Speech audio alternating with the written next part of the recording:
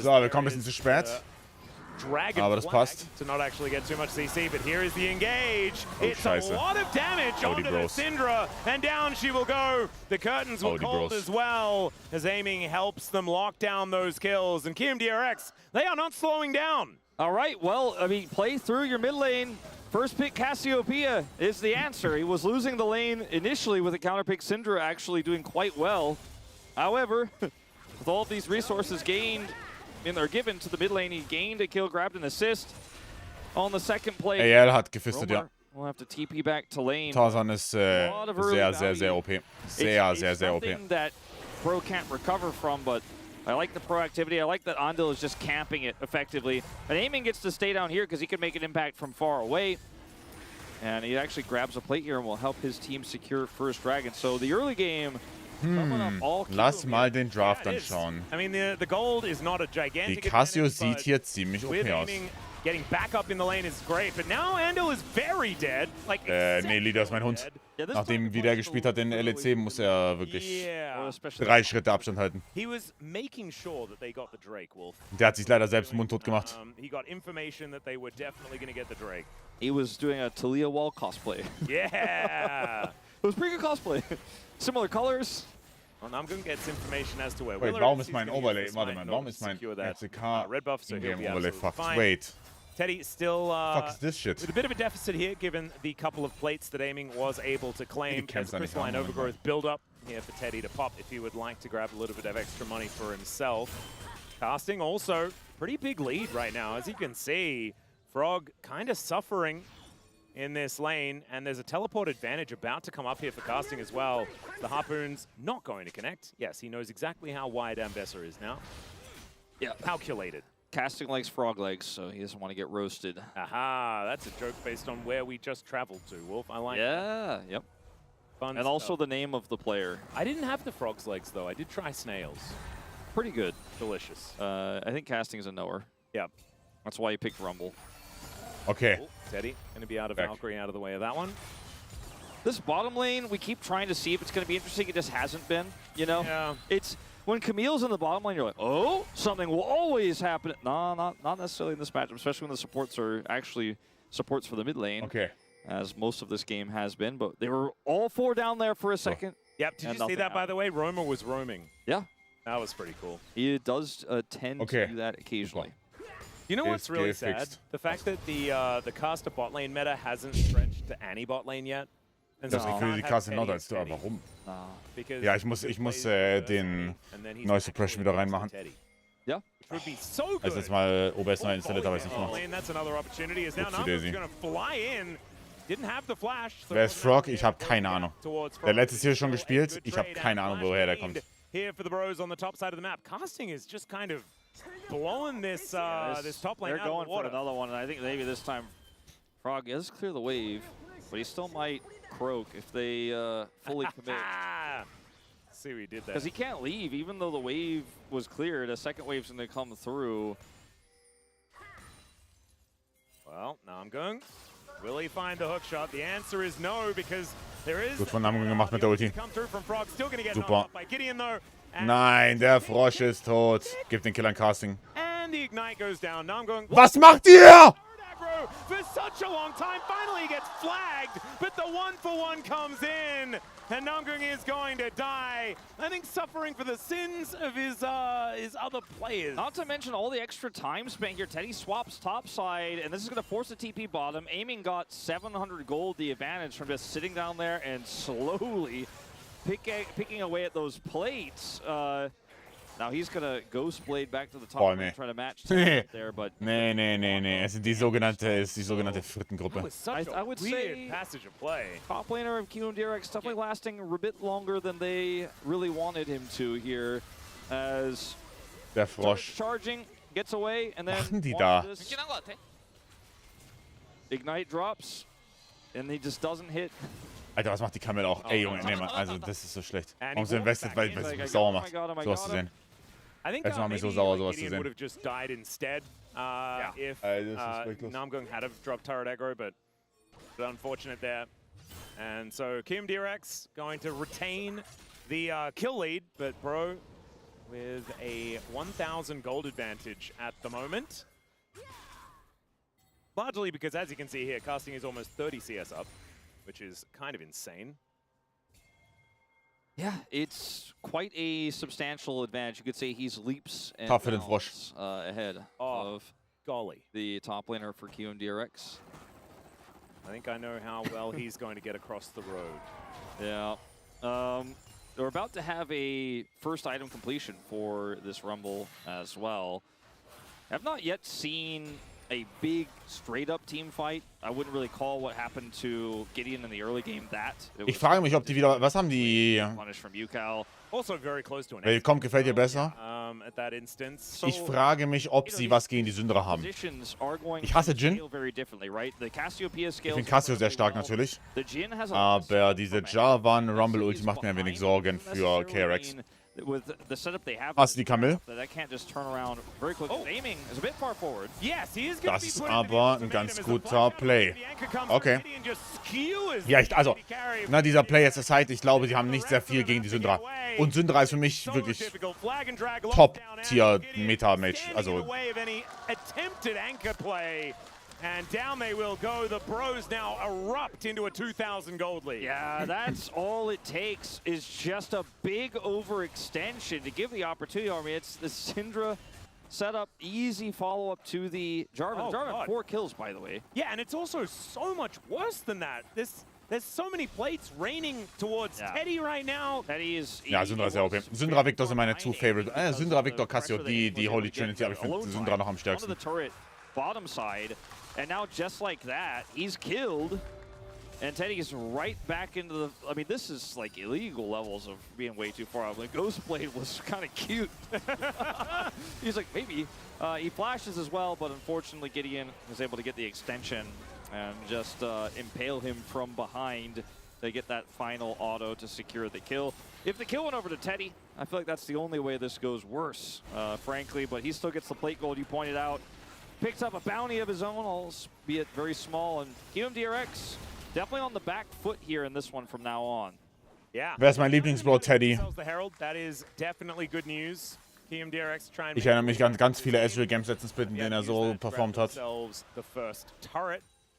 Wir können auch den Tor besser Ulti probieren auf Syndra, das war's dann auch. Ja, aber das Problem ist, was passiert, wenn dann später, was er bauen sollte, ein Sonjas kommt und sie als Target rausnimmt, dann hast du halt ein Riesenproblem. Dann hast du ein Riesenproblem. Und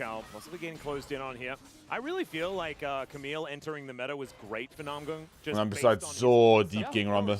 Like the Elise Pike guy is getting another one. Eclectic engaged champion player. Yep. And pick-based player, so it does make a lot of sense. Damage support player, I guess you could say. So feeling right at home. Maybe if that's the case, maybe he's got to pull out the brand. Ich habe richtig Bock auf einen Iced Coffee. Wann ist die Zeit dafür? Aber so 15 Uhr, ne? What's the 15 Uhr rum? most popular one here in Korea? Like LeBlanc support for I don't even want to play support. I'm just gonna play this and basically troll you. Or Teemo. Yeah, that's a good one too. I like Yuumi with Cleanse Ghost. Or even worse, Yuumi with Flash Ghost. True. Yeah, that's a dodge for me, dog. Yeah. Cat. Yeah, there you go. Yeah. Keeping the animal theme rolling. Indeed. Well, Teddy is gonna have to help his squad defend this drop of the Herald. Like they were able to pick this Herald up earlier, and they're just gonna drop it with no objective up and just try to put it in. Gideon could try to stop this from charging. Yeah, there's the Cataclysm forward. They're looking for aiming. Who doesn't have flash? He's just dead. And yes, Shelly gets the charge, but the Bros get their target, and there is no way that this turret is falling down. Casting just putting the pressure onto Frog here towards the bottom side, and Yukal, yes, he gets a crash in the top lane, but Roma is barely even going to miss out on a few of these creeps. As the Bros move to a 2.7k gold advantage, they'll be able to get first turret here as well. That should be over a 3k, and it is. Ja, das heißt, wenn du nicht 3 Stunden später schlafen willst. It's a very simple equation. Ich weiß nicht, über was habe ich gerade geredet. Ich habe es legit schon wieder... Oh mein Gott, ich bin so fried. I'm going to get your 80 carry. Über was haben wir gerade geredet? And now Ach, Iced Coffee.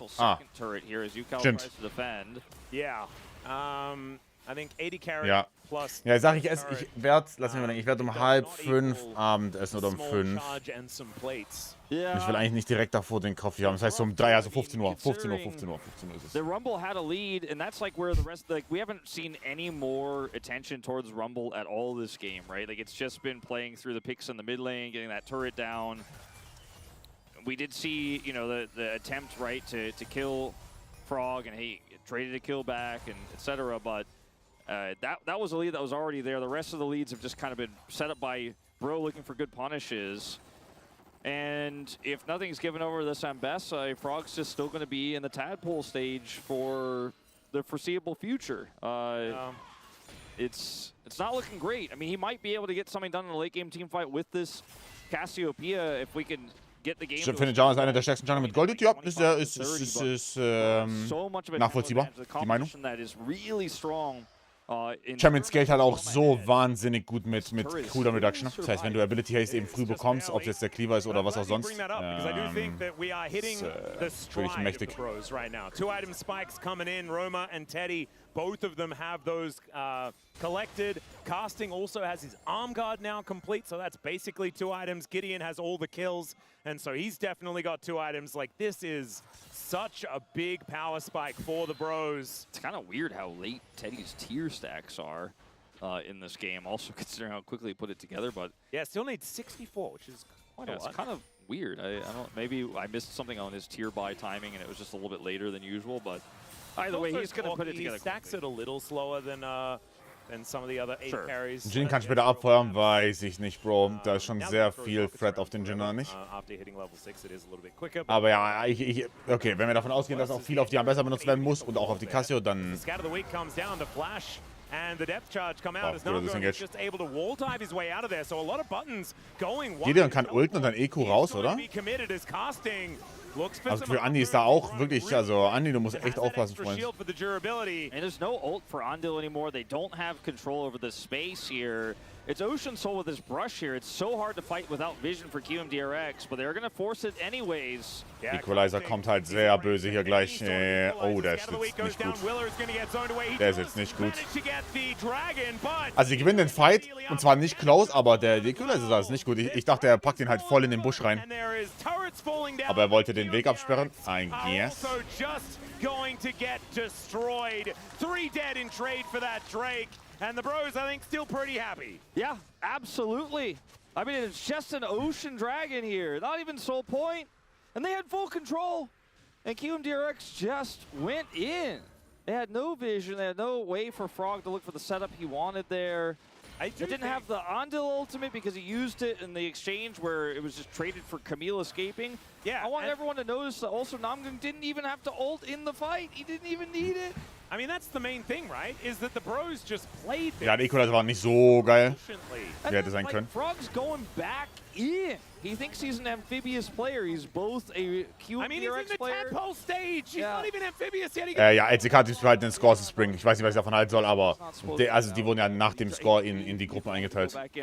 It was crazy how Bro hat man auch normales Proteinpulver oder so Matcha? Ja, sie haben normales Clearway einmal und dann so Milkshake-Style.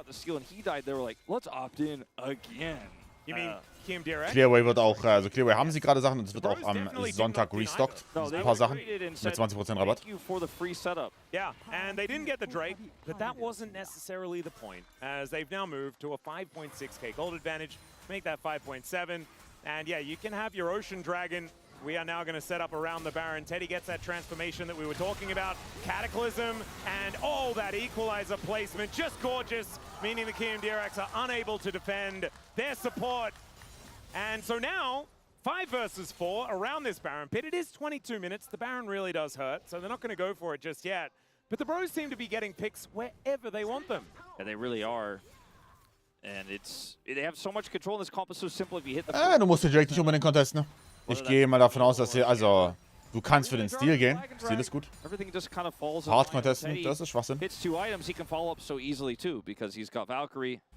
You know, in a lot of ways, Corki feels like a safer Kaisa, you know, in some of these fights where he's just like, I'm just going to press W. It's just budget Ezreal at this point, right? Like, your Arcane Shift or Valkyrie in this case is on a longer cooldown and isn't an actual blink. but, you know, it fares a similar way. It hits the same power spikes as UCal, flashing towards Roman. Guter Play von KRX. Just going to get bitten.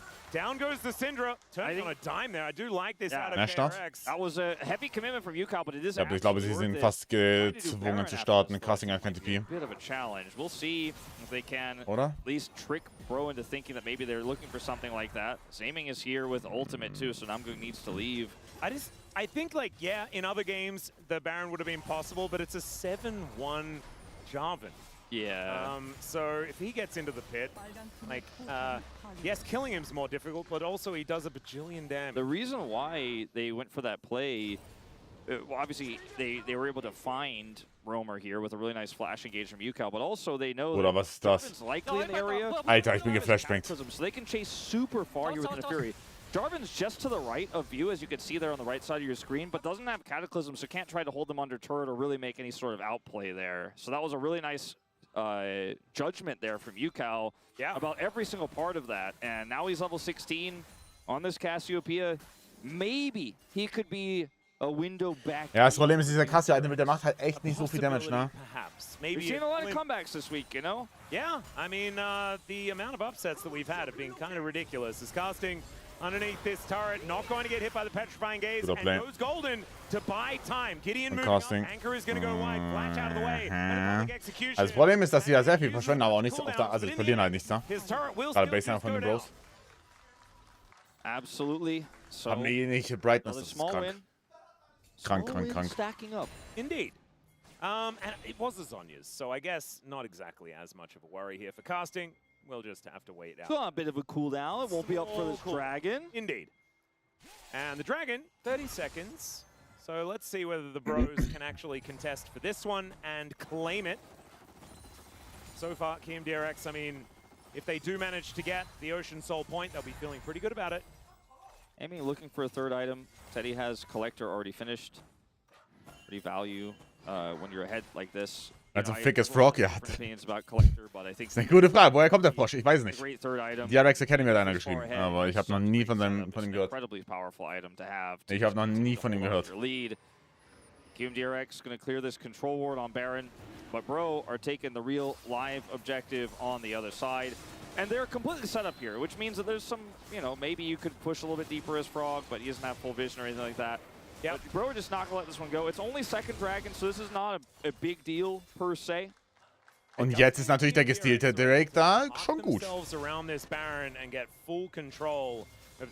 du wirst jetzt hier engaged als Andy. Das ist nicht so gut. Ja, das ist nicht so gut. Equalizer war sehr gut gesetzt, ne? Auch auf den Flash-Out-Puff. Casting hat noch Sonja, Fragezeichen. Gideon J. Ha, GG. Invincible in the team fight, and they'll take the Baron. Just too far ahead at this point. UCal's ultimate was phenomenal, but it doesn't matter if there's no follow-up. He's still alive here with aiming. They're going to try to geschlossenes Nashpit, but it is going to be a tall ask. Yeah, Romer is going to take so much damage here. Well, oh, he starts off these captive audiences from aiming. UCal moves in. It is going to be the Baron secured. And there's the flash from Gideon. UCal will be taken out. Aiming, spotted there by the scrying orb, and there is vision over here. Andal moving down. Andy! Nein, Andy ist gespawnt, um zu sterben. Just gonna try and kill Andal here as well. Aiming, just kind of watching all of his new teammates. Lasse Dank für den 28. One after the other. Dankeschön. Put into the crucible here. Großer Gott. Es ist sehr unterhaltsam, aber es ist extrem low. Definitely his third death of the game. Definitely more about the whole situation. Don't think you can blame Team Synergy on his first two in the mid lane, though. In this one, as in this fight, it's a double TP into the back line, but Gideon's right where he wants to be. Aiming's forced to flash because of the setup there and the equalizer. Ando gets taken out, and now KRX are split because of this wall here, and UCal is the target. Now his ultimate here is phenomenal. Man. But there's just no fall. Frog is so weak, and Aiming is a Jhin who's out of bullets, and it's unfortunately for UCal and his heroism not enough. Now Aiming does do a lot of work here, but all they have to do is make sure that Jarvan isn't taken out. And even though these are 2 kills going over, the Smite secure is going to be there. They make it close. He actually doesn't have Smite. In fact, I forgot about that in this replay. Ja, ich glaube einfach, Damage reicht nicht. Anyways, and they're able to get the turn kill here. Jhin ist so useful. Yeah, Teddy actually killed the Baron. Andy.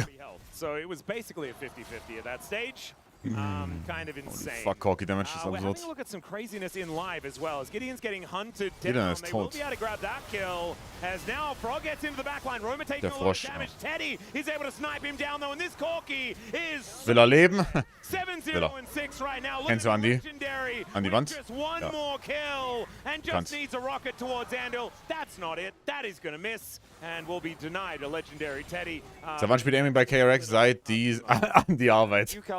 Hard for Teddy to flash Hallo. for that one. I think he Hallo, probably Gumba. definitely gave it a long consideration. Aiming spielt seit diesem Spieltag bei KRX, wurde getradet. Not gonna happen. This is too much map Er hat sich control. leider mit Diktator BDD angelegt. It's like, yeah, Gideon's here. Maybe we can get him. He's got, what, 8 kills on this game, though? Yeah, pretty ridiculous. Got him. Kills. Mission accomplished, right? Right? Yeah. Yeah, no. So deep on this one, and it's really easy for Bro to just rotate over.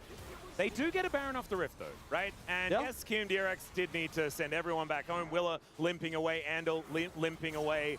But going 1-for-1 into a Baron doesn't feel too bad. Still, 8,000 gold is the advantage. 1 minute until Soul Point here for the Bros. 10 seconds left on this Baron. The Rebel Baron power play cresting the 3,000 mark as it ticks away. You'd say that's definitely worth it. Infinity Edge done for Teddy.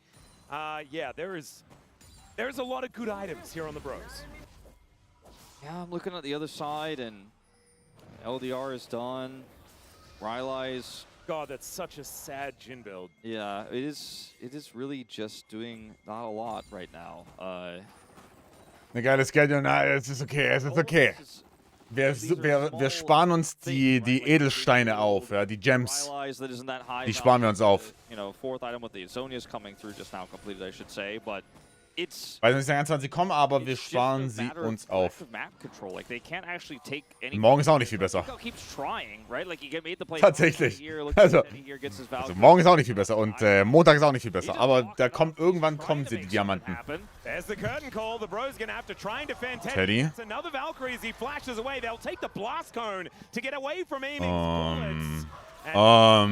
Wow, Casting. Wow, hatte die gefickt. Ulti drauf. Auf Andy. Nee. Like, it didn't even matter if that had hit him, it would have done nothing. But he still holds onto the shield. Yeah, he wants to keep it. Yeah, as it turns out, he likes that bubble. Yeah.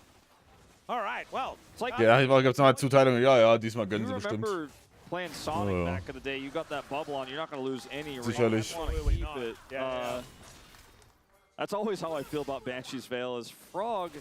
I don't know how he feels about it, but I don't think he's thinking about it right now. No, he's just thinking about what he's going to do after he comes out of the Death Chamber and how legendary Teddy is as he goes to 8-0-6 in this game.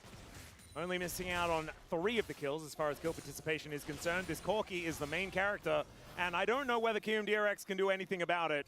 I don't think it is likely. I think that last attempt from Yukao was as close as it is going to get. And they've got 2 strong pushing lanes right now. The Baron obviously expired a while ago, so probably just back off and play it safe. Baron spawns in a minute. Just win one. Playing it safe. Fight. The game is yours. Well, or just, if there's no fight, if there's no contest, skip Baron and push those same lanes and eventually win the game. There's something to be said of how well you Ja, das mit den Jerseys ist schon to a lesser extent have played out ist ein this late Toughie. game from the deficit. They've made some of these moments look almost viable. Like there's maybe an angle, but it's just coming up short every time. Yeah, I'm just looking at Teddy being 2 full items ahead of aiming, whose items were looking not super hot anyway. Double his damage as well. Yeah, I mean, this is it's a bit of an 80 carry gap in this game. Got some vintage Teddy happening here as Yukao is able to sidestep that scat of the week. Really is the last hope for KRX is this Cassiopeia. But with the Baron spawning in 5 seconds time, I just don't know whether Kium can actually get over here. Yukao, I don't know if he could do more of this game, to be honest. He is Alle sind happy, ich weiß nicht. Ich glaube, okay, was sind die Odds, dass sie halt beim ersten Job einfach gar nicht daran dachten, dass es sowas wie Bots gibt? Wisst ihr? Ja, unplayable. Teddy ist so OP. So, in meinem Kopf, ich schwöre, die sind nicht davon ausgegangen, dass es halt so Bots gibt im Internet. Die einfach direkt alles kaufen. Wie ist eigentlich vorhin passiert? Ich will nicht drüber reden. Gingy sieht nicht gut aus. Tank, dann kann ich finishen. Ist überhaupt eine limitierte Anzahl? Das weiß ich nicht. Vielleicht Foam abusen. Eventuell Foam abusen. What about Yordles? Oh, that's a good point. Sei aber ignorant, 100%, ja. I think so, just because of size. Yeah. Because that, yeah, smaller. Bin ich Verknappung? Ja, ich meine, ist halt Foam Abuse, ne? How scared are you really? Well, you shouldn't be scared, but instinct sometimes has nothing to do with reason. Yeah, just like how I'm always scared of any spider I see, regardless of size, anywhere near me. Even though I can definitely crush it. Yep. I don't want to. I mean, Achilles is even worse, man. I went away, and so I couldn't be there to take a spider away from his house. He hired someone to do it. Wow. I didn't even know there were people you could hire like that. I'm gonna have to. Yeah, neither did I. He told me that, like, yeah, apparently you could just find someone on Dungan to do it for you, which is like the secondhand marketplace. As the Baron is going to go over to Hunjin Breon here. Yeah, I mean, KRX are trying to find a cross map. There, unfortunately, isn't one. As we might have a bit of a frog horizon here for casting in a little bit if he gets just a few more waves of extra minions. It's a frog horizon, and it's also actually a flame horizon as well, because he's playing Rumble. I just wanted to make a frog attachment. As aiming, caught here by Namgung. Burst damage is there. Tries to flash and kite away, but killed by Gideon. Buys some time for Yukal to come in. Without Yukal being here, the fight just looks like a complete wash. When Yukal does show up, you're like, wow, is there a real chance here? But Banshee's Veil das ist sie. Aber dann leckt hier, das macht mich so sauer. Scheiße. Ey, wo ist meine Qualität hin? And yeah, 6.6 thousand gold, the lead for Teddy. As Rapid Fire Cannon is done, he has all the items, but Aiming has 4! Yeah, they're trying to really, I mean, they're Lauf Mitte runter. They're trying to find Drake for Nexus trade. And Yukal is just going to run away. And so they're like, all right, well, we could just end the game, by the way. Yeah, why don't they just walk towar's the base? Well, ever Ihr seid 400.000 Gold, ihr könnt auch einfach fighten, guys. Es ist nicht so deep. Aber okay. It's fine. Können auch Soul spielen. Oder wir spielen Triple Inhib, ihr seid nämlich 400.000 Gold ahead. But, look, they are kind of eventually getting the other parts of the base. They're trying to 100% this game. You know, they're getting the platinum. They're getting all the trophies. They're getting all the achievements. I do respect it. Finishing out the Pokedex, you know. Do you reckon they'll also get Mew? Technically, does it count as completing the Pokedex? Like, if you don't have access to having the event to get the Mew? I think 100%ing the game also on Aiming's debut trade game counts as getting Mew. Pretty much. Ah, there you go. Like, it's a pretty rare promo to have the first Aiming game on KRX after a trade nobody saw coming. Wenn die Bros noch verlieren, nein, das geht It's nicht. pretty impressive. Yeah. Well, the Bros Es ist impossible. The, es ist nicht so wie Genji Game 2, es ist impossible. In this game, I don't feel like they've really pushed a truck, so to speak, to get the Mew either. Yeah. You know that old rumor. Yeah, nor have they done that. Lass mich raten, jetzt warten sie noch für die Waves. Change the index of the Pokemon by like talking to a specific trainer and then flying to another place. Sagen wir erst gerade dieses Wochenende, ja, Luxus. Get the thing and then you can like actually get the Mew in the sneaky little way. You mean missing no glitch? Yeah, it's not missing, it's slightly different. Anyway, KRX are looking to try and defend desperately here, but they are running out of turrets. Ihr seid 400.000 Gold ahead. It's gonna have to be an engage. Bitte. Problem is, like, Andel's the one that has to go in and try and make something happen. But it's so hard to follow up. Equalizer just going to zone them away. The fuck is this? Half of his health bar from just looking at the fire. You know, he was trying to warm his hands, and then all of a sudden he was ablaze. Yeah. Bitte, State, ihr habt Ocean Soul, bitte nicht basen, nicht basen. Oh mein Gott, sie laufen weg. The Baron. Oh mein Gott. Only gets 2 inhibitors. What about the next Baron in 3 minutes? How about an Elder Flip in 5 minutes? Hey, there you go. Yukal is still 2,300 gold ahead. He's... Okay, hold on. Willer, don't go too far. I'm kind of entertained by the thought that this game could just end abruptly on an Elder Flip if Gideon gets caught or Willer wins a smite fight and Yukal just, I don't know, presses R towards them and they all explode instantly because he's pretty big. I mean, actually, is UCal big or is Romer small? It's kind of a question of both. I'm feeling that Romer is small at this stage. Looking at the items, I'm like, well, he's getting there. He is the biggest lead. He is the biggest problem, and he is a lot of consistent damage, whereas Romer is not. The problem for the Bros is that Teddy is not getting any stronger, right? Like, he's maxed out. He's capped. He's got all of the items. Yeah, you don't sell the boots. So, jetzt werden sie hier nicht siechen, sondern warten wieder für den Nash. Es ist so geil. Sell maybe like a collector for a Bloodthirster or something weird. He could change his boots, I suppose, right, to a different set of boots. True. But even then, I don't even know whether you want to do that. Like, what boots would make him stronger? It's probably best to be safe with all the armor you have from the GA as well.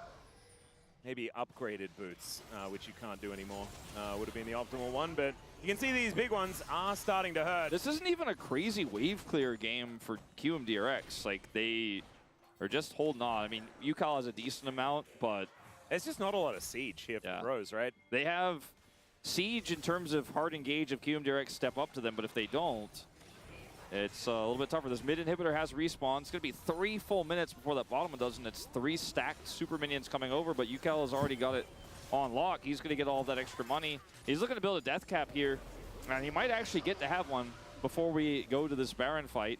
Which would be absolutely Nur keine Fehler machen, guys. Ihr könnt mit 400.000 Gold nicht noch verlieren. Romer completes the Zhonya's. I would have loved it if he had just kept his arm guard and tried to build a death cap. We normally do the bro and brew like in the mid game, somewhere between 10 to 25 minutes. Recently, they've been a little bit more aggressive in the early game, then they slow it down. This is the latest brew we have ever seen. Yeah. Teddy also sold his rapid fire cannon for a Lord Doms. Okay. So that's a cute move. Did need some armor penetration because we are this late into the game. Everyone's level 18s and things like this. And so that is going to get you more value. Won't have quite as much poke. It's okay. Aiming, throws down the ultimate to see whether they can. Ist Andi da gerade reingeflasht? Okay, Andi übernimmt das für uns. Dankeschön. Dankeschön. Spielt der nur dieses Jahr noch, also der Split ist auf jeden Fall im Oktober. Ob wir davor spielen, hängt davon ab, wie wir Zeit haben. Ob wir King of Spandau spielen oder Go for LOLs oder wie auch immer. Danke, Andi. Vielen Dank, Andi. Just be dispatched by the Bros. Yeah, it took them a while to get that Pokédex together. Junge, das ist hart, dass dieses Game so lange noch ging. Das ist so hart. Wirklich. They had a nice completion and then they went and spoke to that guy and they got that Game Freak award. Here are the Nexus turrets going down and the Bros will take game number 1 over QMDRX. Welcoming Aiming. Großer Gott. 40 minutes it takes to take UCal out and end the game. But this is more about the picks on to Aiming. You know, there were some skirmishes that went the way of Hanjin Brion early, but those two onto Aiming will really open the game up. And then every subsequent fight it was almost as if Hanjin were like, we're not going to take a fight unless we can kill Aiming. Yeah. And they also had the thought process of, we're not going to take a fight unless we can kill UCal. They just never really could catch that guy because he was positioned really well the whole time. But almost every replay you'll watch of this game will be Aiming getting caught. Unfortunately, some of those in the late game, you can break it down to the fact that they had no vision, no control over the game. It's tough to play out. But the first 2 deaths were really just on him, especially that one where he was walking up to turret in the mid lane. But that gave so much tempo over to Bro. Teddy exploded after that moment. See if you can find it in the gold graph at home. You can play along. See the moment where he got picked the first time and see the moment where he got picked the second time in those big bumps of gold that Bro got. And I have to say, Teddy had a phenomenal game. Undying on the Corki, he was amazing. The casting probably played one of his best games I have seen him play in his entire career. Absolutely beautiful Rumble play. Navigated the lane so well. That last play was perfect. Wonderful stuff. We're going to go to a short break. When we get back, the space going to break down that game. Then we're going to go to game number 2. We'll see you there.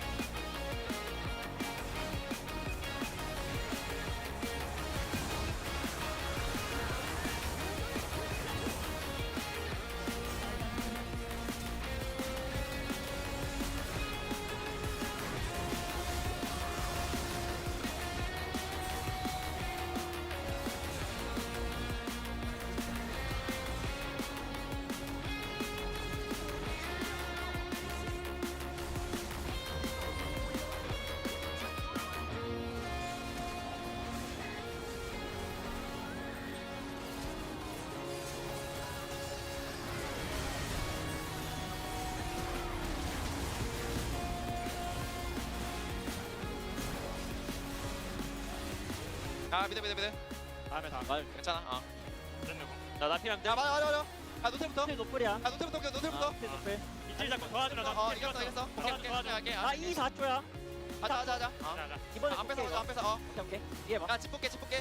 막자. 끝내자. 가지. 다시 봐줘, 얘들아. 다시 봐줘.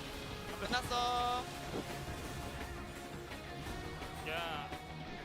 아 아깝다. 아까 탑 갔어야 됐을 것 같긴 해 얘들아 근데. 얘들아. 인정. 아 잠깐 한판 하자. 굿. 형님들.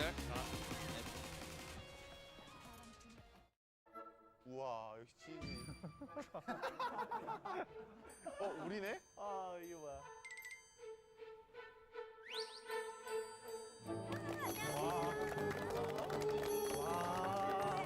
당 잡아가지고 때에서 했거든요. 왜냐면 걸리니까 그런 얘기를. 이거 돼? 너 정말 예쁘다. 잘 기억이 안 나는데. 수영소에서 수영소. 안녕하세요. 오랜만에 뵙습니다. 인프랑 닉네임으로 활동했었던 그러면 지금 현 와이프신가요 그분이? 계산한 건가요?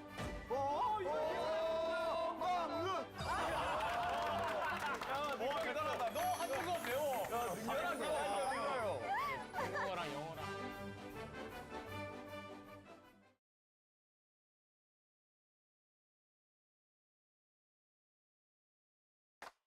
I can make it look easy. Feel like there's nothing wrong. It's so easy.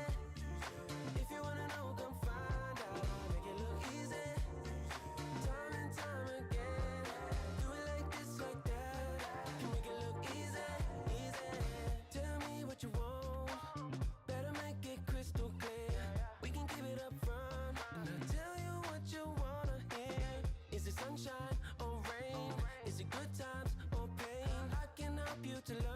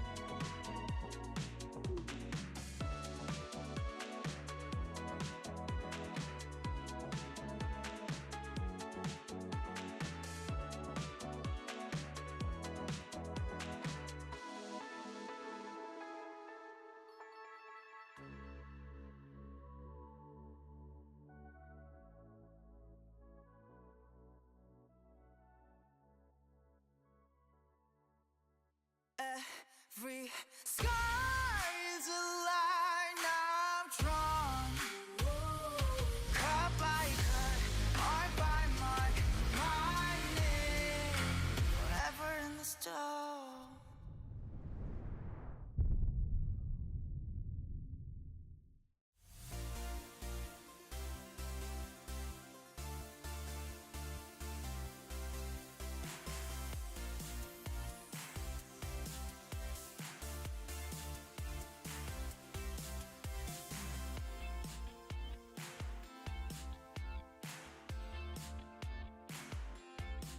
Hello, everyone. Welcome back to the LCK, where you may have heard we have the greatest players in the world. And you might have watched that first series and thought, maybe I'm not convinced yet. But after watching that last one, you saw a Rumble who's going to get one of the highest scores from the connoisseur of Rumble themselves as the Bros take game number 1 in this series. It was a sad debut here for Aiming in his debut with Kiwoom DRX, but the Bros came out on top here. Well, this is probably the worst case scenario who just got traded. I think the game was completely fine until this incident happened in the highlight 1, because I think overall it was just unsynchronized from Aiming, who just got Es ist warm traded draußen. Also, game, and I think kurzer Fun-Fact an euch. happen. Es ist This one tatsächlich warm is the draußen. one that like you can never see Puh. it from synchronized team. They Trinkt are genug on Wasser, vision bitte. control. You already got the mid Sehr warm pressure. draußen. Why are you trying to hitting the mid thread? Guys, this is the AD carry and jungle support movement. They're like screens away. Just tell your teammate if you want to hit the turret once. Just can we walk up together? And also, he It'll work this time, right? I mean, Ich he hab dir just gehört, lost the nein. flash. He just lost the flash last team fight. So there's no way he can be alive on this one. So I'm just saying that like this kind of showcases that the trade was not like happened according to like what they wanted. You know, it's just like random happen, and then of course you're not gonna have enough time to get the synergy between the players. All right, I will say nicely. I mean, they just got traded. They just got new team. They just, you know, haven't got the times a long time. So maybe they're a little bit disconnected. Yeah, and remember, the Bros aren't without their own faults. That top lane botched dive where there were 3, almost 4 people top lane. We forget that. We forget that. But then we remind you of the greatness of the Bros here in our second big play by the Drake, where they team fight this one perfectly here, Huni. I mean, like, they could have pulled the trigger like 3 seconds earlier. They would probably secure the Drake as well, because like they had a great setup. Like Bros like ahead like 3,000 gold, but they're also like kind of move the backwards to make sure enemy team can come closer to the Drake. So like they could have just pulled the closer earlier, like a little bit, just a little bit, tiny little bit. But I think still it is a really huge Bros. bro there, like to get huge a lead. And after, I think the Rumble ultimate was like super huge. Just there was no setup at all. Rumble was the one that actually started the fight. That is an extremely tough job. I mean, I think it was overall really great setup from Brion. I think they didn't give a chance to enemy team to engage on them, so the micromanage on their distance was really great. And also the flank from Rumble, as he mentioned, the equalizer, the Zonias when he was on target. I think Brion just showed up that it was not the lucky charm that they just got like insane winning streak against the legend teams. It was their things to do, and now it keeps continuing. And you know how it is. When there's a Rumble in the game, we have the wonderful Mr. Worldwide, beautiful connoisseur of Rumble himself, Rooney, to give his opinion here. And whoa, look at that. Pretty good, huh?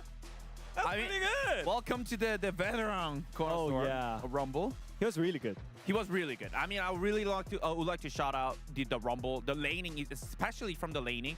I watched the whole game like in his point of view, and he generated the lead like 30 CS by himself and opens up to be able to Ja, talk to 105%. the teammate. Like as what Reicht es auch mit Sommer? Diego mentioned. It wasn't clean, but still. Ich hab nichts dagegen. It's possible. And Ach du Scheiße, ich habe gerade nächste Woche geschaut. Ich habe was dagegen. Montag 34, Dienstag 34, ich habe tatsächlich was dagegen. The champion Ja, who Max, can es actually reicht. tank from the Nola's hook, and he's the one that willing to take the hook. So he Ja, built es the reicht. Banshees. Yeah, so Banshees for the Nautilus. Was it big brain? Was it not? I don't know. It gets a question mark. Here is our final highlight, though. Over at the Baron, where aiming did try to make something of it, just ended up falling short here.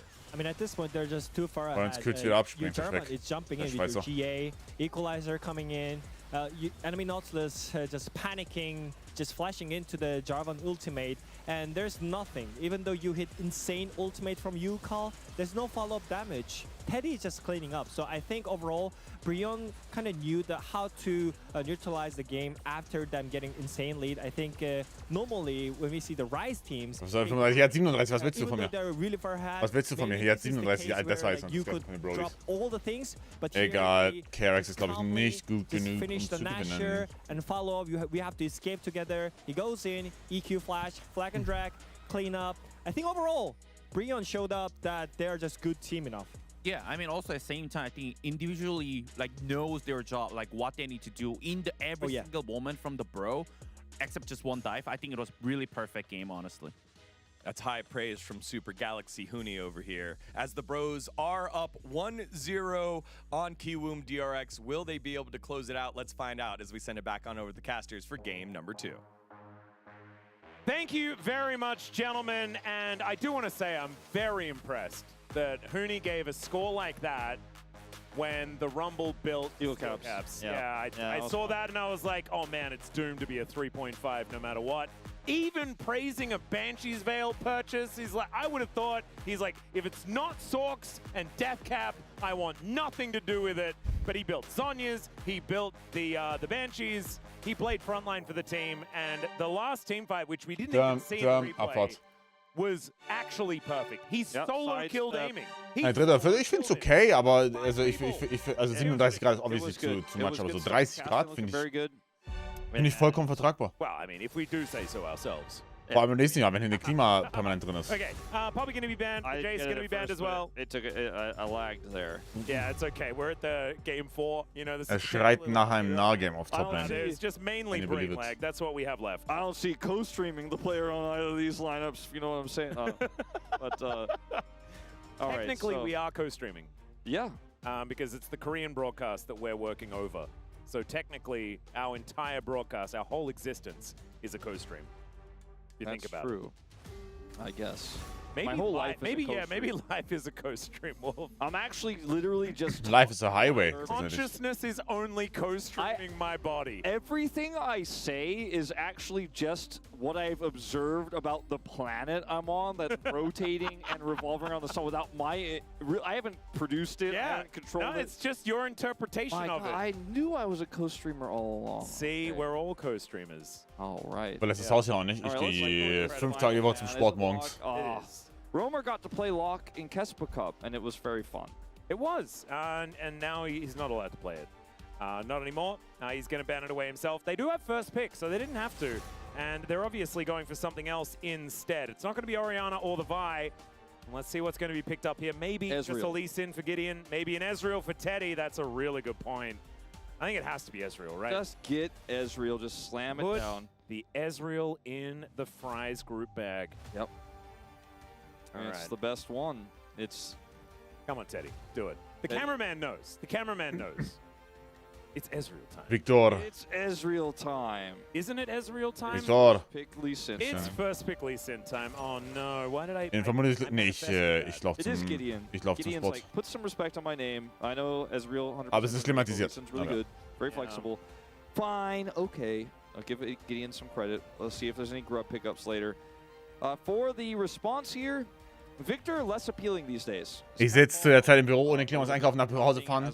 Okay, wenn du, ich schwöre, 1:1 das nacherleben willst, aber als Anime, Smokey meint das Supermarket Review, glaub mir, es wird immer besser. Es ist wirklich 1:1, was du beschrieben hast, aber es ist halt viel gut. Schau es dir an. Bitte, wenn du es noch nicht hast. Es ist unironically 1:1 genau das, was du beschrieben hast. Es ist so toll. Yeah. Any. So that is taking into account all of the matches that happened prior to the meta going insane. The last week. Ich habe seit Jahren keine Animes geschaut, dann tu mir den Gefallen und schau es dir an. Ich stelle mir dieses Anime pusht. Ja, weil ihr versteht nicht, wie gut er ist. Er ist so gut. Er ist wirklich insane. I wonder if they Wirklich insane. Karma. I don't think you want to because you want the Wukong. Schicken Link dazu. Later. Welche Anime smoken wir in der Supermarket für den Moment? Crunchyroll. No to Lucian. And also no to Wukong, sadly, for Willer. I think it has to be the Karma. I think that makes a lot of sense. Not having the Rakan for Wie lange ist deine To-Watch-List? Nicht mal so lange. I think is a worthy sacrifice, but they're going to need engage from somewhere else. Es sind 4 Folgen bisher raus. Can do it on his own. As the Rise is going to be taken away from Rise Lee Sin has been pretty popular. Lush Media, love it. I'm expecting... Oh, okay, so the Xin Zhao ban going to come through. I actually kind of thought it would be Wukong Skana taken away to protect the Lee Sin pick as much as possible. They can still ban the Wukong in that final spot if they want to, because this was a big commitment to grab the Karma here for Andil. Yep, I do really like Skana in this spot for Willow, though. Ja, mir gibt schon mal Kurzfolgen. Ist echt gut. Ja, ich habe die Kurzfolgen gewone-shottet, deswegen warte ich jetzt auf Folge 7. Diese Kurzfolgen war der größte Schwach. Das war so ein schlimmer Release. Diese Opfer mal wieder. As the Galio counterpick to Annie has been very successful. It's great with the Lucian comp like this with Lee Sin in tow. I think I'd rather play against Skarner than Wukong. Coconut Riegel, Bruder, die waren letzte Woche erst im Stock. Auf welcher Sprache schaust du? Immer original. What Romer is planning on playing. They agree they will ban the Wukong. Was it Willa that played the ridiculous Skarner game? It was. In the Casper Cup? It was, right? Yeah. Him and Canyon having absolutely insane performances on that champ. Hecarim would be very fun. Yeah, also probably bad, and don't do it. I don't think that Hecarim is going to be the lock-in, but aiming is hovering it for quite some time. Pantheon is a pretty big curveball here, but it does give this draft a little bit more direct engage, and also a lot of skirmishing power, like the burst damage in the early game is very strong, and the 3v3 on the bottom side is much better than Wukong would have offered pre-6, obviously, so it can help that bottom lane. As the Aurora is a classic counter to the Annie. Like these are the two, the Galio and the Aurora. This one a little bit less common than the Twisted Fate, but really suits this composition. I like the Aurora more though because I think it has a lot more power inside. Ja, actually bei K-Drum habe ich noch eine lange Liste, die ich abarbeiten muss. Oder eine geschickt bekommen, die ich abarbeiten muss. Aber das ist, ich glaube, das ist ein Black Hole. Tatsächlich. K-Drum, das ist, glaube ich, ein riesen Black Hole. Pantheon Annie. But now I'm going, what are you locking away for casting? That is the question. Yone. Wait, where are these champions going? Well, it might depend on what Frog is picking. If they are going to play Yone, they might not.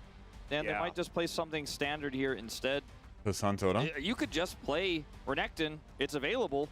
Yeah, or you can just lock in Anivia. Okay. Now we have no idea where either of these champions are going. However, the archetype is similar for both. I think it's probably Aurora mid just because of the matchup into the Annie, but that being said, Yorick for Frog. Ja, irgendwie ist der Bro-Draft gefällt mir nicht so sehr. Beide Drafts gefallen mir nicht so sehr irgendwie. Potential top laners for the Yorick to play out. The Anivia wave clears through everything and ja, irgendwie. Burst damage. Ja, von beiden Drafts nicht so überzeugt. I do think it's a better matchup. Bro war das bessere Team auf jeden Fall letztes Game. I agree. Aber ich bin nicht 100% sold. And the whole idea of playing Yorick is hit E. The bird flaps away from the E a little bit worse than the Aurora would. So I expect casting would have preferred to play the Aurora there, but they do want to make sure that they preserve that matchup into UCal. So let's see whether Frog can find some advantages here. It's a bit of a additional layer of setup for team fights in the pick with the Lucian Lee Sin. I just think that they didn't need to reinvent the wheel with this one, with the Anivia and the curveball there. They certainly could have just played Renekton, which would have been really good for their comp. Maybe they're worried about Renekton counterpick, like the Gnar coming through. But ultimately, we end up with the weird draft, which makes it more fun. Yeah.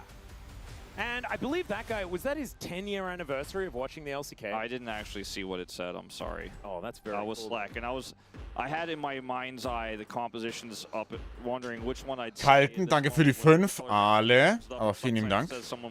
Glaubst du, Bro kann ein guter Turnier zum Beispiel morgen gut tun? Ne, morgen geht's sehr gut bei Team Liquid. Ich glaube, morgen muss sehr, sehr, sehr, sehr happy sein, dass er zu Ding ist, zu Team Liquid. +5 +1, ja, es sind die Aale.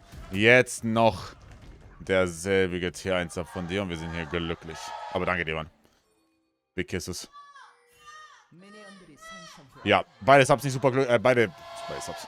Beide Jobs bin ich sehr happy mit. Ein bisschen Not gegen Elend. Aber ich mag Lucian Media sehr. Wer wieder den Leuten Subs im Wert von 500 € ausleihen kann, das ist ja nicht rausleihen. Ich habe ja nur das Angebot präsentiert. Grüß dich, Henry. Ich hab ja nur das Angebot präsentiert. Tulo, danke für die 5 auch. Alle. Although I suppose back then he might have watched it on television. 10 years ago, wow, 10 years ago, 20. Ich habe ja nur präsentiert, man zahlt für 4 Subs und bekommt 6 Minimum. So. Das ist ja wirklich so. Aber man hat natürlich auch das Glücksspiel darin involviert, dass man halt mehr hitten kann. A little bit of a late barrier there as well. Will get some of that damage to stick. Andal going to straight up miss a match, which always feels bad. As you can see here, the Bros now find themselves 2 summoner spells in the advantage with this Melio Lucian lane. Aiming and Andal just trying to put on as much pressure as they can here. So now they hit level 2. A little bit more power there, but the level 1 for Karma should be really good. Post-up da. I don't want to do it. Ready, danke für die 5. Alle. Masochism is really showing itself here as he did decide to play this matchup. Vielen lieben Dank.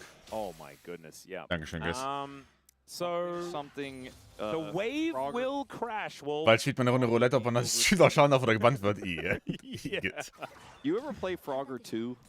No, I didn't. I did hear about Frogger 2. As I did also hear Und about Tots, auch danke für die 5. Auch alle. Nochmal Kopf oder Zahl, ich nehme Zahl. Okay. And the flash trade, but Romer not going to be happy about this one, especially because it's really easy. Warte, was heißt das? Ich gewinne? Yeah, stun prep is going to be the name of the game. He's going to have to keep his eye on. Ich glaube, ich gewinne, ne? Frogger 2 Du darfst zahlen? Warte. Wie? Ich nehme Zahl, aber... Okay, das ist ein bisschen scheiße kommuniziert. Moment mal, scammst du mich gerade? That was a 3D game. I think a lot of people didn't like it, but I actually really enjoyed it. Beide? Nein, Moment. Wait. Du hast mich gescammt, oder nicht? Du willst mich gerade scammen. In HD. Like 3D elements, you can go upstairs. I thought Frogger 2 was actually just trying to avoid the Dass ich das kurz recht verstehe. Teilt beide und ist gültig. That's a fair call. 야, 리신도 아래 3게임이야 이거 얘들아. 나 이거 So, 아까 맞고 Lass mich auch noch scammen, so dumm bin ich. calling this way early about where he thinks the Lee Sin is, so he's looking for this pick in the mid lane, so calls it out early, and then stun comes through here. Bei Zahl zahle ich und bei Kopf zahlst du. Ah. Ey, ich krieg nicht mal einen extra. Oh, I can't believe that we are... Okay, never mind. We've got a little bit of an engage here. Namgung taking a lot of damage. Aiming, looking for some revenge as the flash gets Namgung out of there. But the damage kind of das ist ja absoluter Scam. As Gideon just kind of happy feeding around, trying to work out. Das ist ja absolute Kinderverarsche. Willer is Jay, danke für die 5. Alle. Gideon realizes that he's going to have to safeguard out. And man, the Bros well and truly on the back foot. 700 gold down as a team. And what I was going to say is that it's... Also die Chance, das ist... Also, die Chance auf mehr als einen ist wohl nicht so hoch, ne? Wie ich das sehe bisher. Frog. Yeah. Frog in. Maybe... Frog was... It would be more appropriate to mention Frog in if this was his debut game this season, but he already played earlier this week. Yeah, that's true. Level 7 Scam-Chain, wir können auch auf Level 8 bekommen. Tatsächlich brauchen wir nur noch 4 Subs bis zum Abschluss von Stufe 7, das ist ja krank. Monat ist Hardchat, ihr müsst so lange giften, bis ich wieder da bin. Ihr habt den Mann gehört. Ihr habt den Mann gehört. Da braucht jemand einen Sub noch. It's been very up and down, right? But after watching 2 series of Frog, I'm not necessarily convinced. I feel like the biggest impact he's had on the LCK is letting us all know through Ox. Einmal Nettigkeit, weil ich als Prime scamme. Oh boy, Andal. Nettigkeit und du hast mich als Krokodil beleidigt. By the way. Ich bin nachtragend. Ey, Teddy ist tot. Oh, hell no. He gets fire kick, but I think he's still got it. As another auto will need to land, and Aiming's already looking for Namgung here instead. That is a gorgeous kill, and Aiming is angry. Aiming's back online here. So, das danke für den 13.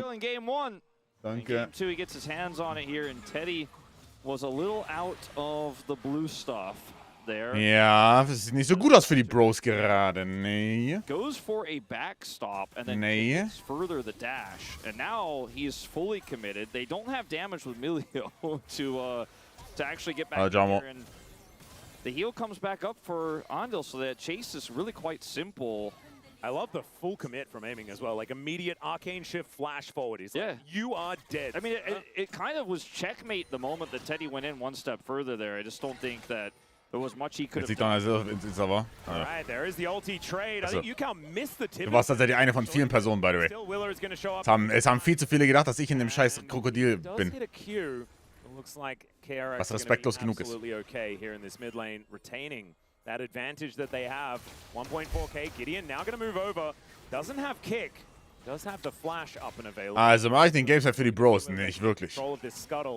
Finde ich, dass sie besser scalen. Naja. Fighting once again, but they know how this goes. There's another dash forward as Andal flashes away. Scheiß Krokodil hat einen Namen, ja. Es ist nicht mein Name. Oder wenn ihr Mila und Basti fragt, dann heißt es Krokodil Fritzel. Can't come in and rejoin, so not only do KMDRX have to stop the aggression, but also there's no punish to come through. So 1.5k gold lead remains here for this squad. You can see it's starting to stack up leads everywhere except that top lane. Bro, warum Stück, wir kennen nicht mal den Namen vom Vieh, oder? 30, not anything to worry about as Gideon moving down towards his bottom side, trying to Fritzel, nein, Fritzle. of flashes as Andal should be the target, but the Oh shit, die Bros sind back. Both Gideon on the board with a double kill on the bot lane. And like giving the Ezreal over to aiming. Die Bros sind back. Ja, ich befürchte, die sind einfach deutlich besser. KMDRX fan. Target selection was brilliant there because they knew aiming is, or rather, Andil is 100% going to die, so the shift is so OP. with this flash sonic wave. Krank. Able to, as a result, guarantee both kills. I think he kicked aiming in the face when aiming had like 30 health. That is like. Ach, die Bros sind Dogshit, ja, aber das ist die Lower Group, weißt du? Ab in einer Stunde ein Vorstellungsgespräch. Ja, du hast ja schon bekommen, also wird ja passen, oder nicht? Bin ich sehr gut in Motivationsreden. Weiß noch nicht offensichtlich war. We'll see whether they can get some plates for aiming up here. He still has the 300 gold lead, still feeling pretty good with that CS advantage. But Teddy will be able to eat this whole wave. And so therefore that deficit is not going to remain that large for that long. Will it here on the grubs? Gideon hates this. Yeah, this is Gideon grubs. He's going to have to let these grubs go because he used everything on that bottom side play and does not have control over this area. Man, Gideon really wanted to make that double happen on the bottom side. He's willing to give up grubs for it as a bear gets dropped. Aber bekommen wir eigentlich den Formcheck? Weiß nicht, ich bin noch nicht so happy. Also ich bin nicht unzufrieden, aber ich bin noch nicht happy. Weiß nicht. As the Maiden's blocked out. That was very cool from casting, causing her to just kind of malfunction. Yeah, that was pretty funny, actually. Another little nuance of the Anivia-York matchup. There it is. We're learning here. Frog was able to teach us, as I was mentioning earlier, indirectly that Dagon's spirit animal is the Afghan hound. Sobald sich die 40er beim Schulterdrücken entspannt bewegen, gibt es ein Schulterdrücken-Video. Vielleicht. Kann man den Bonus-Subs im Chat ausblenden irgendwie? Chat, das wisst ihr besser. Ich weiß nicht, ob man es machen kann. That's very early. Really raced towards that item.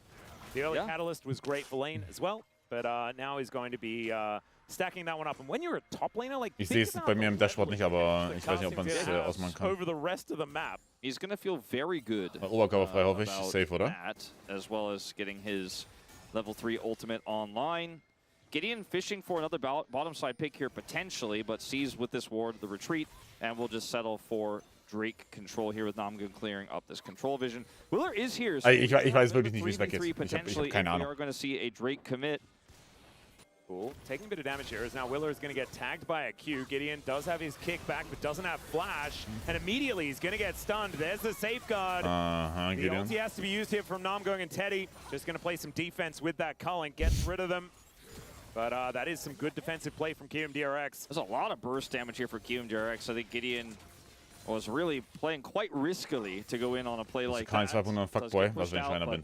Nothing eventuates from it outside of KRX actually getting back control of the Dragon Pit themselves in the. Also du hast halt einen Lee Sin mit Eclipse. Bist du hier wirklich nicht gewillt zu fighten? Try to make a pass on UCal.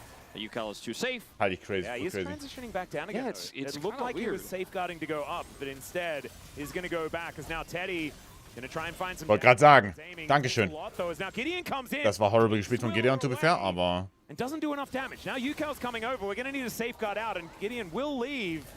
Does feel a little bit like a waste of time. Der geht wieder rein, oder nicht? Almost dying to Flash the Chemtech Flash Tibbers. He'll be all right as, UCal, you could see he wants it. Finds the bear onto the Lee Sin, and we'll be able to take them down. Now Roma, does he have an angle for it? The answer's no, and the health bar is just a little too high for this Aurora to burst them down. Yeah, Gideon was very indecisive, I think you could say, about a lot of the plays we were just watching there.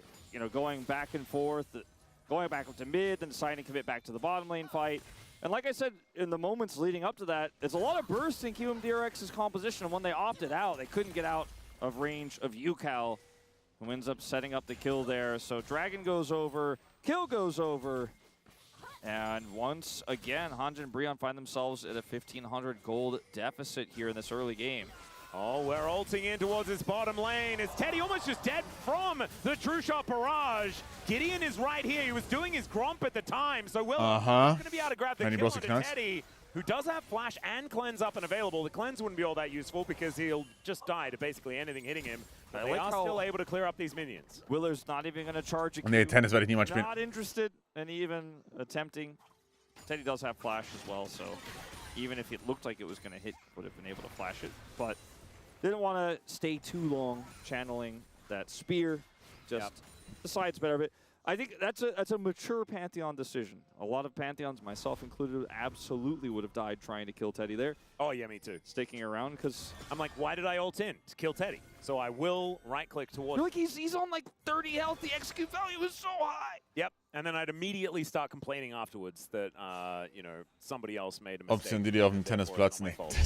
That I did the thing that definitely. Das wäre ein Bild für die Götter auf jeden Fall, aber das wird nicht passieren. I would have done everything afterwards. I would like when I've said that, you know, in the initial emotional response, I would be like, hang on a second, let's think about this rationally for a moment, and then I accept the blame, and then we move on from there. Okay, that's fair. Yeah.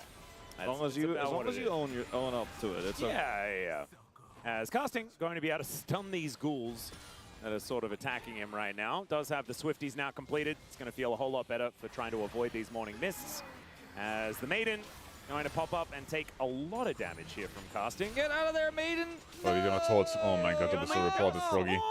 Der Frosch. Man, I can't believe he picked Yorick. Oh no. Clear counter pick of Anivia, man. Der Frosch. Yorick, as we could see.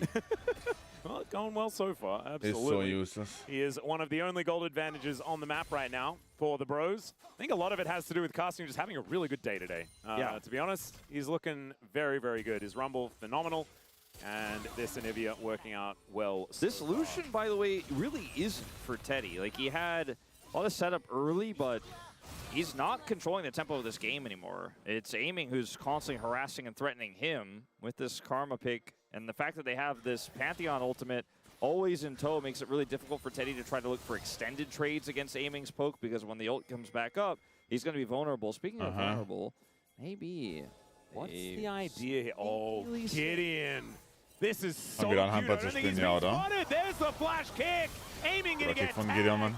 Guter Kick, guter Play. Nee, Handball-Ding ist over.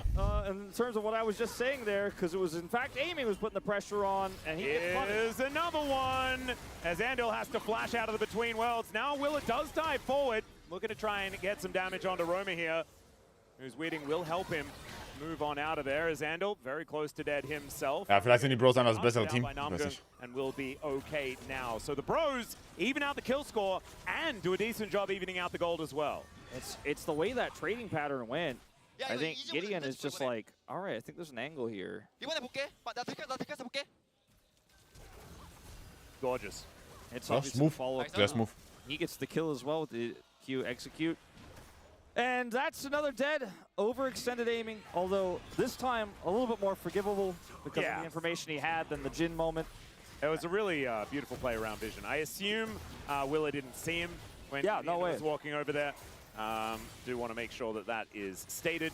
If he was seen, then I think they probably should have been moving back a little bit sooner than that. But otherwise, really nicely played by the Bros. As Teddy now with a little bit of free time perhaps with this turret, as never mind. Aiming is able to get back. Rift Herald goes over to KRX, and 20 seconds until this second Dragon. It's a really close game. You know, the Lucian didn't control the tempo. PC Freaks einmal Chat schauen. Has a pretty nice lead right in this game, but it's 500. Like, he has 3 kills, but it's not like this Lee Sin is going to take over the game by any means. The Ezreal 2-item spike is still a ways away. The Lucian, der Lee Sin kann definitiv das Game übernehmen. In a lot of drafts would be controlling the pace of the game, but he really hasn't been able to in this game with the Aurora Burst either. So maybe this next Dragon fight will be the first big skirmish where they can get value out of this Lucian. Otherwise, we are looking at an aiming 2-item spike pretty soon. They have Herald control as well, and Gideon has his eyes on the Annie. Yeah, and that means that this Herald is going to get a free charge. It's not going to take down the turret just Aber yet. kein Battle Herald hier von Sven Drake. Sorry, Teddy will be able to claim the 25 gold. The Drake is what they're looking Aber Yuka wird sterben, oder? Gideon on the Crow. Ja, wie er läuft. Oh. And he's been down here for a long time, unseen right now. Wieder nicht Level 11. Lee Sin has been playing some Stealth covert Lee ops. Sin. Exactly. Yeah. That's all right. Now looking for an option towards Roma. I believe Willa showed himself on the Scuttle Vision. This is such a strange situation, as Gideon is still behind enemy lines here. We'll be seen by this ward. Yeah. He wants to find aiming again. Oh, I think he thinks that he's unseen. There's the flash over from Willa, and boom goes the Lee Sin. Konsequent. That should guarantee when you're Drake for KMDRX. When you're playing this tricky, sometimes you get caught, sometimes you get found out. He didn't the last time around. He got aiming then, but this time he is blown up. And unfortunately didn't have a sweeper because he's Lee Sin to know that he was on a ward, because he wants to keep the trinket in order to maximize his mobility. One of the small weak points that you can have as Lee Sin in a moment like this, when you think you're tricky, but you're actually just hiding in plain sight. Yeah, a little bit das of ist die Bootstour, there. So that is going to be the Drake secured. Another Ocean Soul. I feel like with this draft, it's hard to scrap with Lucian the way you want to. And they're just trying to resort to covert ops instead of trying to use this Essence Reaver power spike. So as a result, guess what? Aiming is on 2i. I'm sure he hasn't transformed yet, but he's about to. And Breon have kind of lost their little tempo window here. Yeah, I would agree. Game. I do think that once they get into the teamfight phase, if they can play around this Anivia well, then things could work. But it reminds me a lot of the Gen G draft in game number 2 in our previous series. And that one just didn't quite work. Roma down here, though, is going to be... Peter? Peter ist bei den DNS, bei den DNS Supers. And we'll see whether the Bros can pull themselves back up after this, because aiming, just running amok in the mid lane, will be able to take out this outer turret very comfortably. He is... First turret blood over to KMDRX. You know, when aiming plays checkers, he says gold king me when he kills the structures instead. He does do that. Me. It's kind of annoying to people who are playing checkers with him because they don't understand the reference, but... He gets the first break. Boah, dieser Lucian turret. That actually is the first to go down to an Ezreal, who's just wirklich null Damage. Over this Lucian. He's really actually made a much larger impact here as Gideon once again. Yeah, Frog is going between the worlds, kicked into the wall, and nowhere to go. Does have a lot of healing, so it takes some time, but he was never going to survive that one. Does not use the flash, though, so pretty smart stuff there from Frog. Sort of accepted his fate. Well, Gideon finds another one. See if he can keep his team afloat in this game. Might be punished by Pantheon. Yeah, Roma, let's see whether he can escape this. Does have flash, so I have a feeling he might be able to be tricky and get over it. Never mind, he's not going to use it. He's just going to die. He's just going to give the kill over to aiming, in fact. And we're on the Kiwoom side. Pretty big eruption in the crowd there after that play. As it's looking more and more likely like this mid-game and the power of this composition for Bro just isn't really going to come online the way that it's intended to, the way that this draft intended it to. As we're going to see Frog come up here to defend this turret. Gonna have to deal with the Glacial Storm, so even though he has completed the quest, he's running real fast, he's got his big old shield, he's not going to be able to catch up to casting at the moment. So you see this play once again, as Frog takes a long time to die, but does eventually die. Got the Froggy. All right, but ja, solange sie ja Lee gefehlt ist, können die Bros gewinnen. Critically, Teddy does not. Weil der Skirmish es alleine entscheiden kann, wie du However, who's down is aiming, and Pantheon, who has ult. So Aiming is coming down here naturally to catch the wave after they lost their top laner. And Roamer just sacrifices himself so that the Lee Sin can escape. And even though he had flash, there were just too many members here. He didn't have his ult either to try to do some Pac-Man moves. Wow, it's a lot of old game references in this particular broadcast. I've been enjoying it. Yeah, I mean, that's... Sorry, you're casting with me. Yeah, it was always going to happen, wasn't it? I mean, at least I didn't bring up, like, Balloon Fight yet, but... That's true. What about Pilot Wings? Is there going to be a reason to Wings. bring that up? Because that game was pretty cool back My in the parents day. really liked giving me Pilot Wings because they're like, unlike the other games with some of the violence, this one seems to be about landing on a platform. Yeah, and you did do that over and over Pilot again. Wings was miserable as a child, though, because it was very hard, and I wasn't good at it. I liked the platforming. That one I could do. Well, looks like our top lane is like... Oh, Frog. Wir verlieren wieder die Maiden. That was a pretty sick segue, I'm not going to lie. That was pretty clean. Yeah, thank you very Der much. wird gar nicht mehr gespielt. Weniger auf jeden Fall, ja. Platform on that segue. Wird schon ein bisschen outshine von allen Meta-Mages mit drin. All right, Casting does hit level 16, though. He has hit 10 stacks on his Rod of Ages. And Frog now finds himself in a 2-level deficit out of nowhere. It's sort of unfair, but it's the Rod of Ages really allowing Casting to rocket ahead as far as experience is concerned. We're going to have a level 20 bird very quickly. You know, earlier today we had that T1 game where I was like, wow, this is like the most dominant 1.5K gold lead I've ever seen. This is not that. This is like 1.5K gold lead. Almost accidentally, Aiming's been spoon-fed some kills here. It's like basically only his lead right now in this game. He hit 2 items, but bro, the thing is, they're just not able to utilize their comp the way that it's like the Essence Reaver was kind of missed that spike there. He's got rapid fire cannon, but there just isn't a lot of setup for him. Gideon is the engage because they're running this. So, Casting ist Level 16 bei der Raymond There isn't 22. really anything else besides this Lee Sin, so if he can't find the angle, That's crazy. This Ezreal is so safe. He's so free to just kind of poke and do damage. Is Willa safe, though? That's the question, as he's taking a whole bunch So of balanced. standing in the Glacial Storm.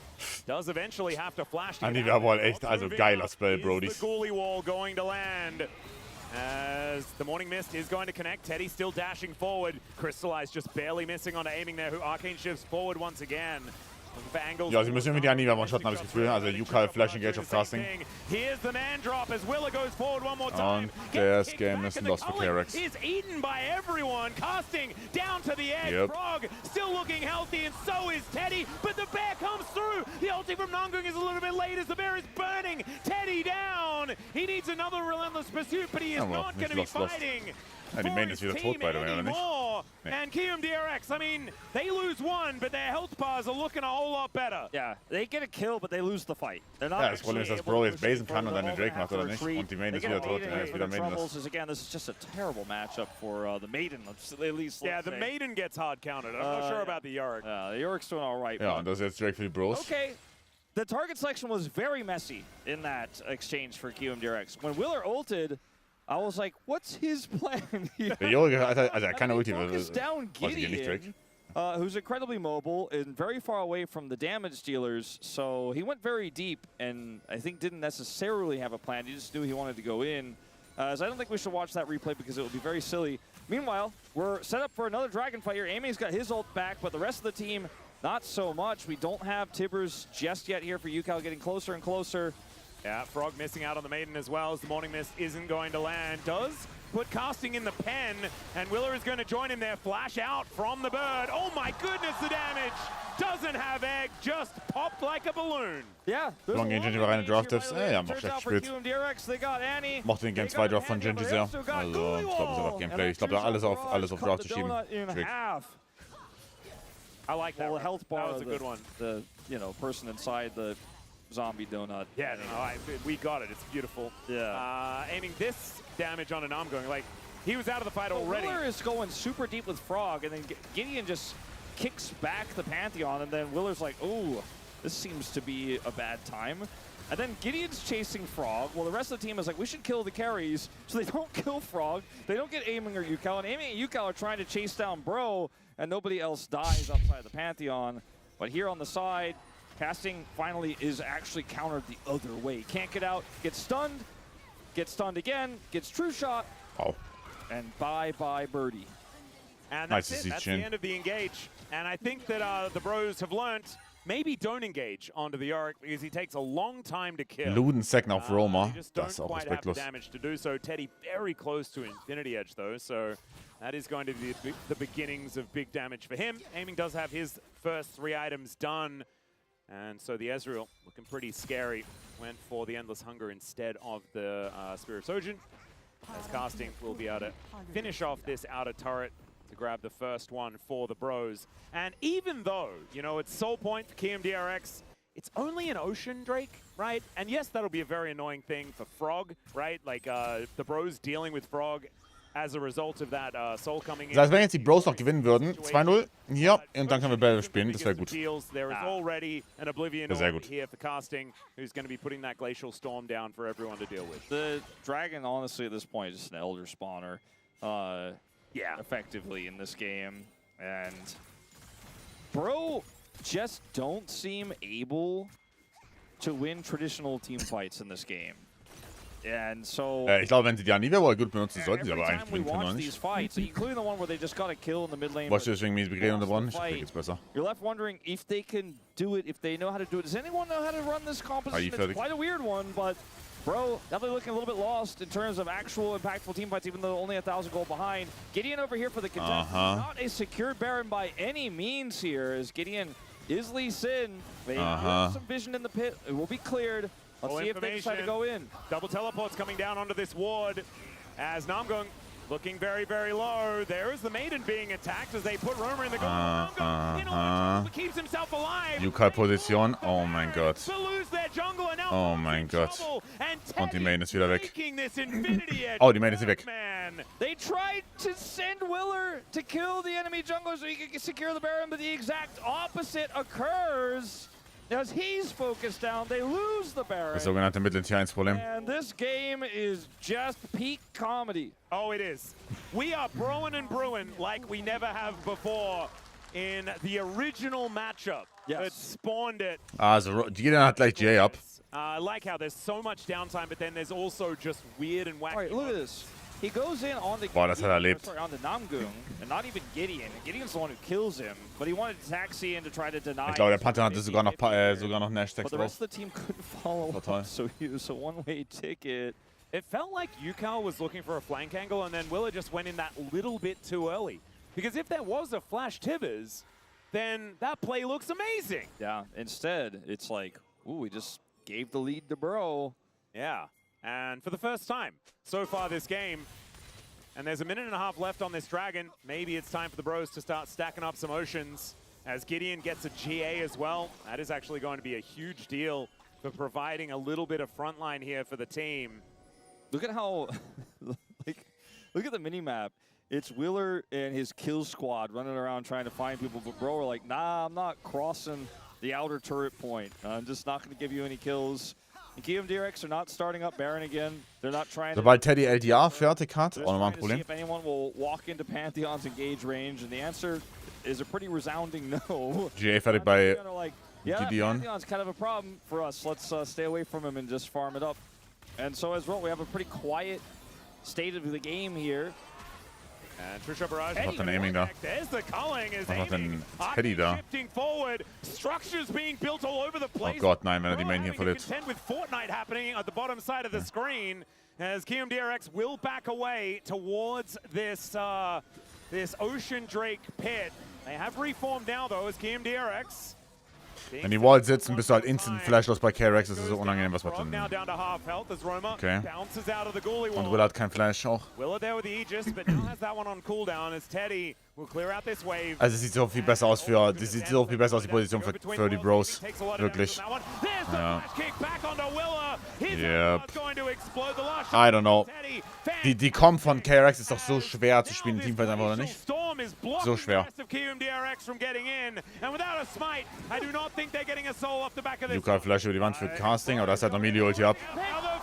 Oh. Oh.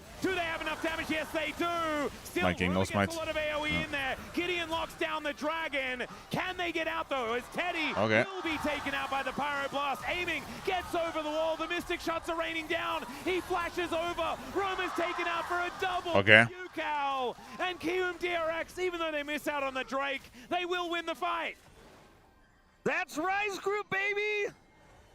Oh my goodness. Got the kill! They did it! They got the one pick! They got the jungler! They did it in a 5-minute standoff like that dragon. But then Frog was able to just kind of keep walking at them, and eventually they start getting picked off piecemeal one by one. And Bro fall apart. Their gold lead swings back to KRX. A Baron will go over. They deny Ocean Soul. And the game just keeps going from here. It does. So, the Baron will go over, and KRX will have it on everyone. But let's check this fight out one more Willer time. gets flash kicked by Gideon. Takes a little while for him to go down. Frog's applying damage on the other side. Look at how much poke Frog actually layers in here. Now you can't chase down the Ezreal. This wall could have been game-changing, but not able to catch aiming there. And now both carries are like, all right, Frog's going in. Look at casting Isolate while Teddy and Gideon are like completely on a different page, trying to focus down a Baron that's at like 6. So, wir haben gelernt, Anivia muss überleben. Auf jeden Fall. Trying to kill the dragon. Yeah, and they got Anivia muss definitiv überleben, sonst ist es guckt. Für die Bro, also, nicht guckt, aber dann ist es natürlich deutlich schwerer für die Bros. So Vision Control mit der Wall.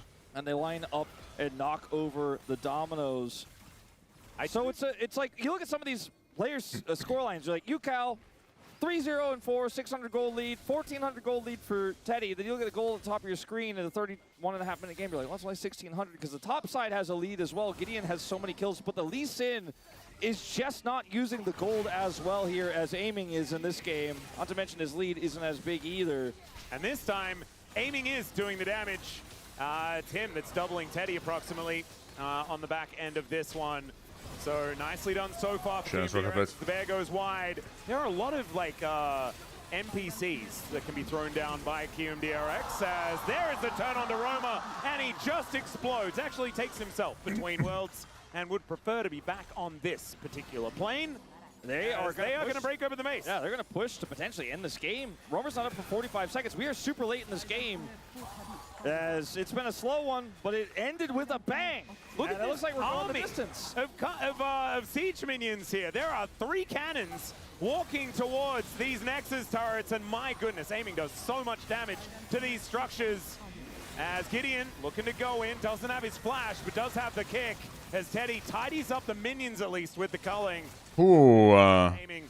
So that will be one Nexus turret falling, and the inhibitor turret in this bottom lane will be falling down as well. Mid lane is open. The Glacial Storm comes down, and the Bros may live to fight one more day, but their base may not. All right, they are going to survive. Sind wir von 1k Gold auf 5k Gold. 2 inhibs down.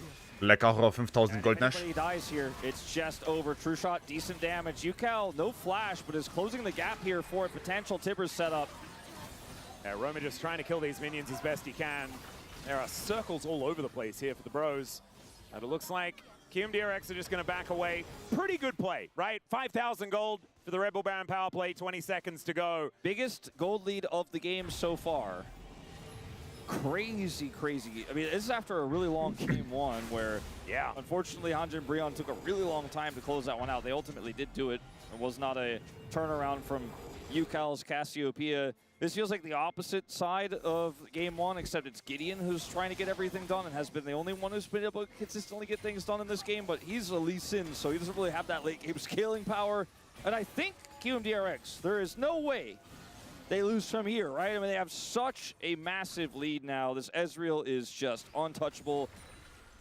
And LDA ist fertig. The setup is pretty simple. They've got Pantheon with map control. They've got an Annie. Just look for another turn on the next Baron or this Ocean Soul fight, which is arguably less important, frankly, than the Baron with 2 inhibitors down. They're just going to continue to group and look to actually siege up that top side while they 4-1. Ich weiß gar nicht, auf wen Gideon gehen muss. The Bros were given a little bit of respite, but I think KRX did the right Muss den Ezreal töten, right? Aber they just say, I don't care about your brush camp. We're just going to push this super minion wave into your base. As Teddy taking a lot of damage here. Another minion wave does conga line out. Ja, ich bin He jetzt also top has lane. TP, so even though he's relatively far away, he could have just TP'd at any moment. He is just going to get the group up here to actually start sieging this top inhibitor turret. Oh, bit of poke damage there from the Bros, but not looking like it's going to be enough. The Median is just going to be annoyed by the Crystallize once again. I see a on the way ping from Willer to the Dragon. He's like, okay, this game is going to go on a little bit longer.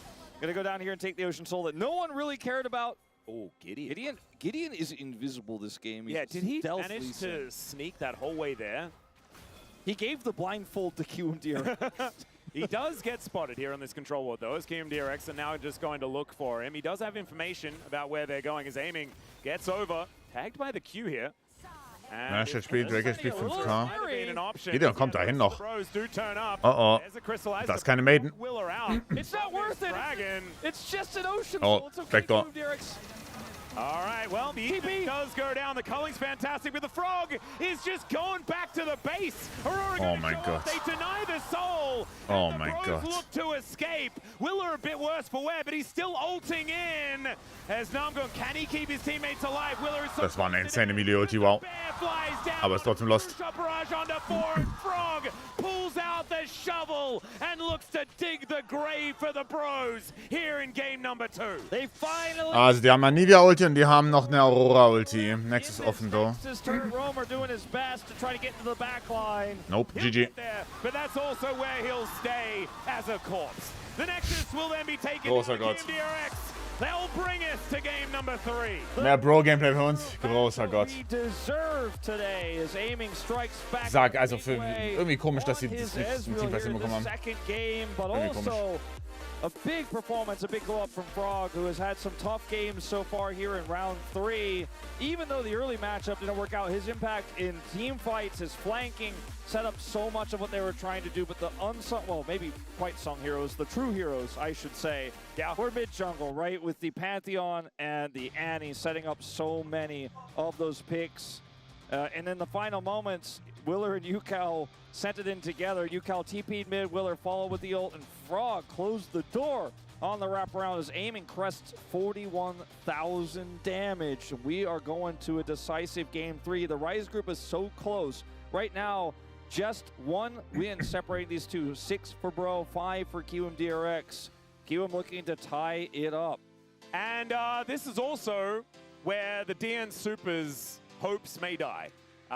If QMDRX are actually able to win this series with another victory. So we'll see as we go to a short break. The space going to break down that game, and then we'll have the last one of the night. Stay tuned.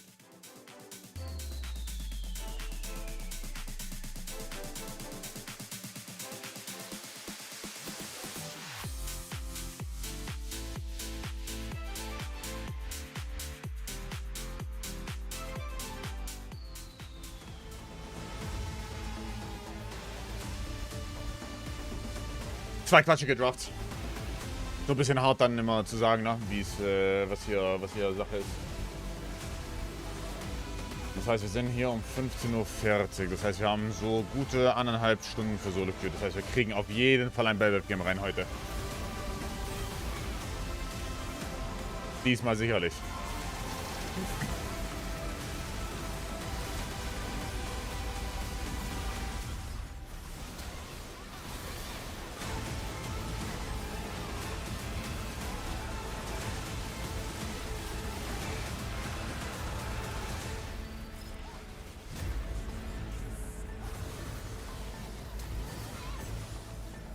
Das meinst du gestern schon?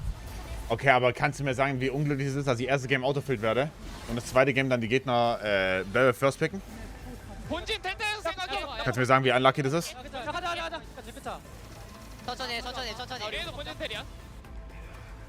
Einfach das insane unlucky.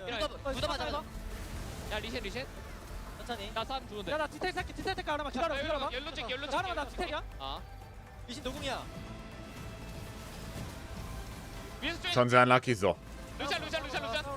루시안 잡았어. 야 끝내자 가자. 나 풀 20초야. 쭉 가면 될 듯? 얘 지금 못 갔어 이거. 지금 못 가. 바로 끝내. 보고. 끝내자. 나이스요.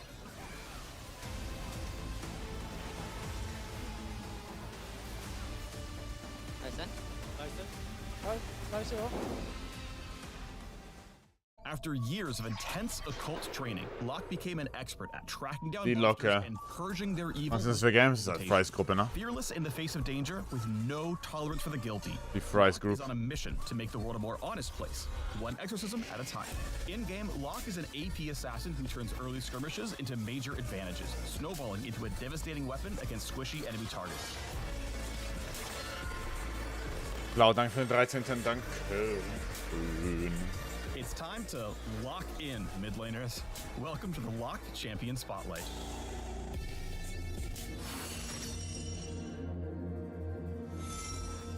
Let's start with Locke's passive Silver Stake, which empowers his auto attacks with bonus damage on hit. Silver Stake's damage increases based on the enemy's missing health, enabling him to deal more damage to weakened foes. Locke's Q is Ritual Nails. He throws a nail forward, damaging, marking, and slowing all enemies hit. He can recast this ability twice more before going on cooldown, with the slow improving on enemies with more marks. Attacking a marked enemy consumes the Ritual Nails, dealing significant damage. Gestern war so viel besser. Was war gestern? Pierce, allowing you to get BFX gegen DNS, war das gestern? Und HLE vs DK? properly to maximize your damage. Ich glaube, bei BFX gegen DNS hast du halt wirklich einen massiven Skillunterschied, ne? To be honest. Also DNS ist schon, ich würde sagen, DNS ist schon by far das schlechteste Team in der LCK. When the ability ends or is recast, Locke heals based on the champion damage taken, including self-damage, his missing health, and how long the ability was active. Soul Ignition can be recast while crowd control, so even if you're out of other options, make sure to heal back up before your opponent sends you to an early grave. Every assassin needs a way to stick to their target. Locke's E, Ashen Pursuit, lets him blink, dealing damage around him upon arrival. After casting, Locke's next attack will trigger a dash toward his target, damaging all enemies in his path. Ashen Pursuit also consumes Ritual Nail stacks, just as basic attacks would. Ashen Pursuit's dash is a fixed distance, so keep your positioning in mind when hunting down your foes. Whenever Locke secures a takedown, Ashen Pursuit's cooldown resets, allowing you to keep staking your claim across the enemy backline.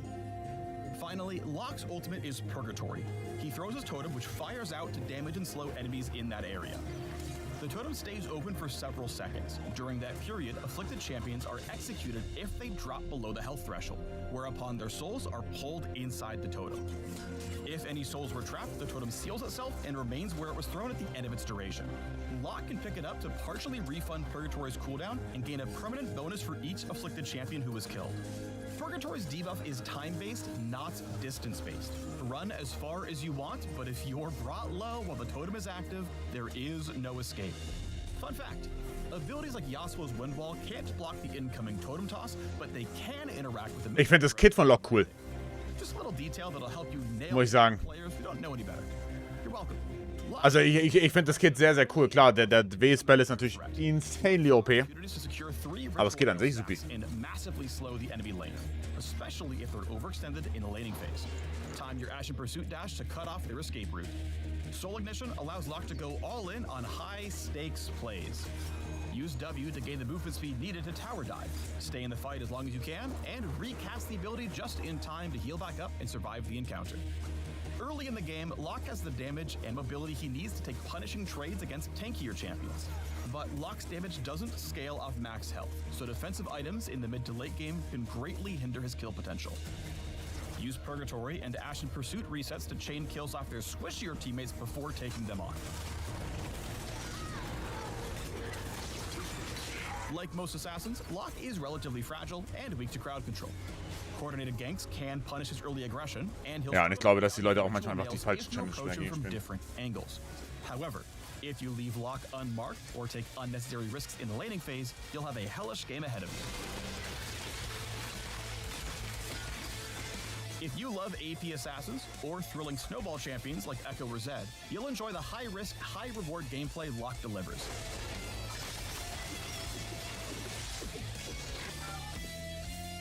Exercise your inner and outer demons in style with Locke the Ashen Exorcist.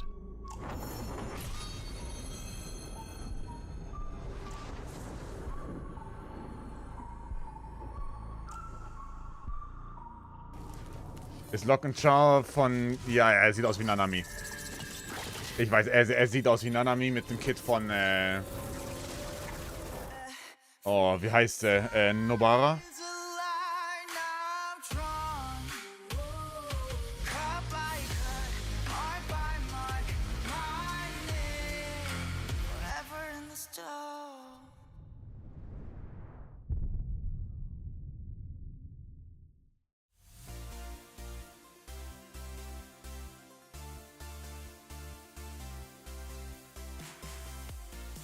Hello,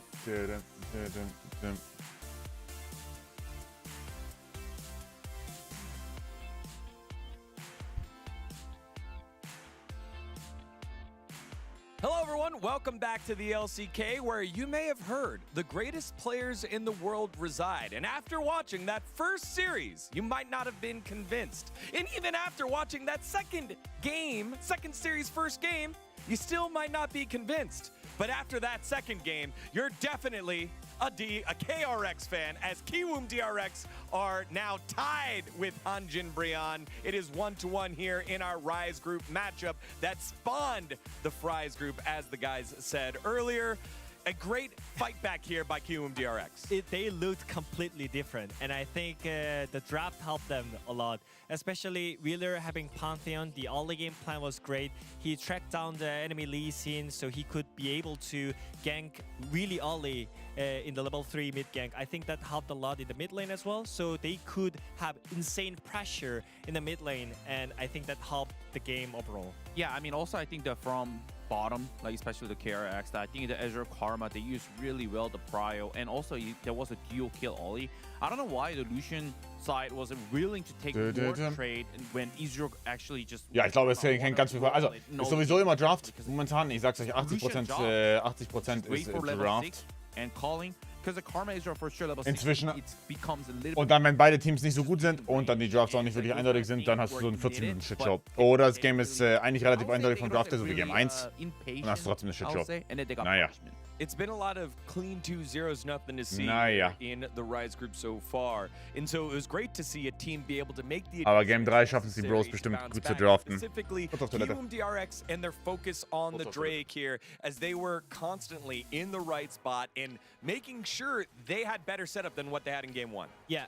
Yukal having the mid priority because of level 3 gank, he was just getting perma mid pressure. And also in the bot lane, as Huni mentioned, Azure Karma is having insane advantage on this matchup. So even though I think Gideon having a great trade on Pantheon, it doesn't mean anything because you can't really do anything afterwards. Your mid laner is not following up. Your bot lane is already low HP. So all you can do is just back out. But you're gonna die anyways because Annie is here to punish you.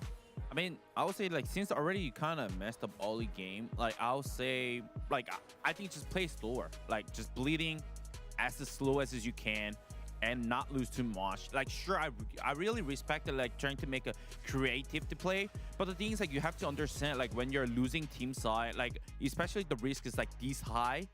Like, I wouldn't do it. Like, you just wait for Lucian actually chunk to someone using ulti. Like, I think it was like we saw like some moment that like mid lane trading ulti. It was a really nice, like those kind of thing. It has to be step by step, taking small win to get the victory around the objective. I mean, I think that's because of the pressure on their draft. You know, the team comp wise, they have like Lee Sin, Lucian, Milio. So I think someone needs to make the play.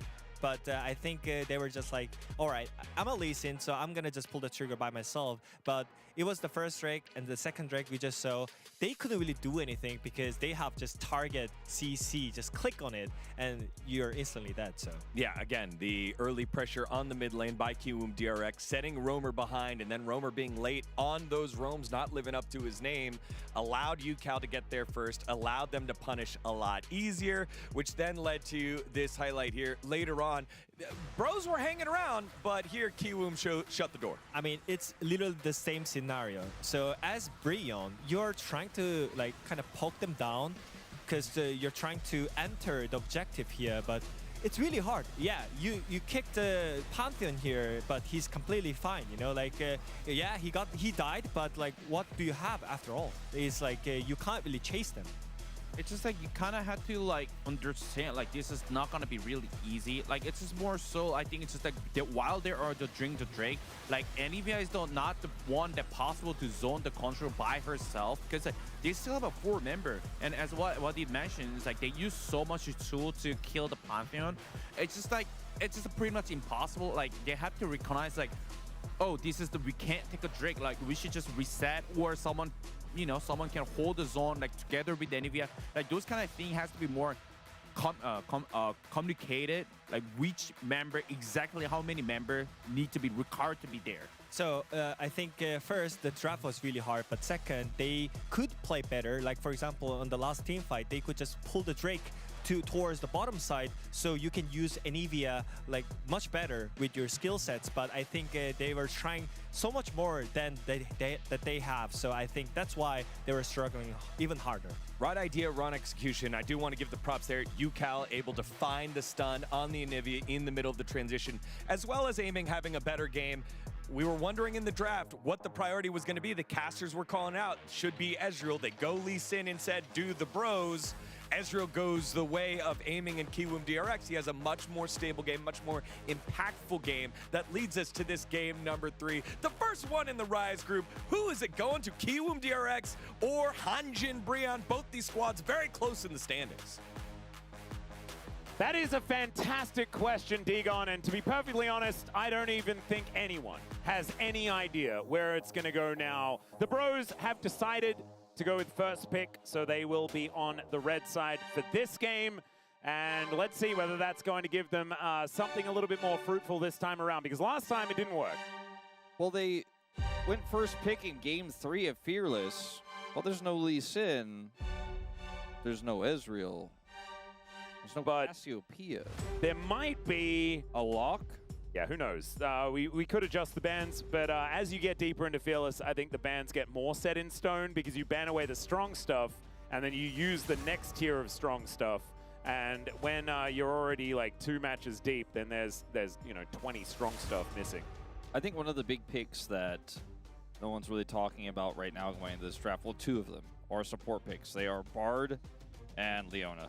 There's not a lot of it engaged. If you want to win that bottom lane, you're going to want to have that Bard pick. They're going to ban it, so that one's off the table. Poppy also technically could be a support, but is also banned, generally strong in the jungle right now. Orianna, I'm going to write in right now as the next ban, and then I'll just write in the lock ban to immediately follow up, and then there will be a Vi ban in the next. I think the Vi ban might be Hanjin's. Oh, it's Xin Zhao instead. Okay, never mind. I'll just cross that out. Use that cross as an X to write Xin. What if they leave both Orianna and Lock up? That'd be crazy. Well, I mean, I don't know if we're going to have to leave something up. Lock doesn't necessarily work unless you have a really strong bottom lane and a matchup you really enjoy in the mid lane that you can get out of to roam. So, do they maybe ban Vi here? Because I think if you either want to get the Lock or the Vi, as, okay, never mind, they might make it a trade. That'd be kind of crazy. I think that might be where we're headed. We did see in the previous series that Lock went all the way through the first round of picks. Goes like this, first pick does feel very valuable. Yeah. And I think this puts Kiwoom DRX in a position where they're going to actually not allow the trade and just give Vi over.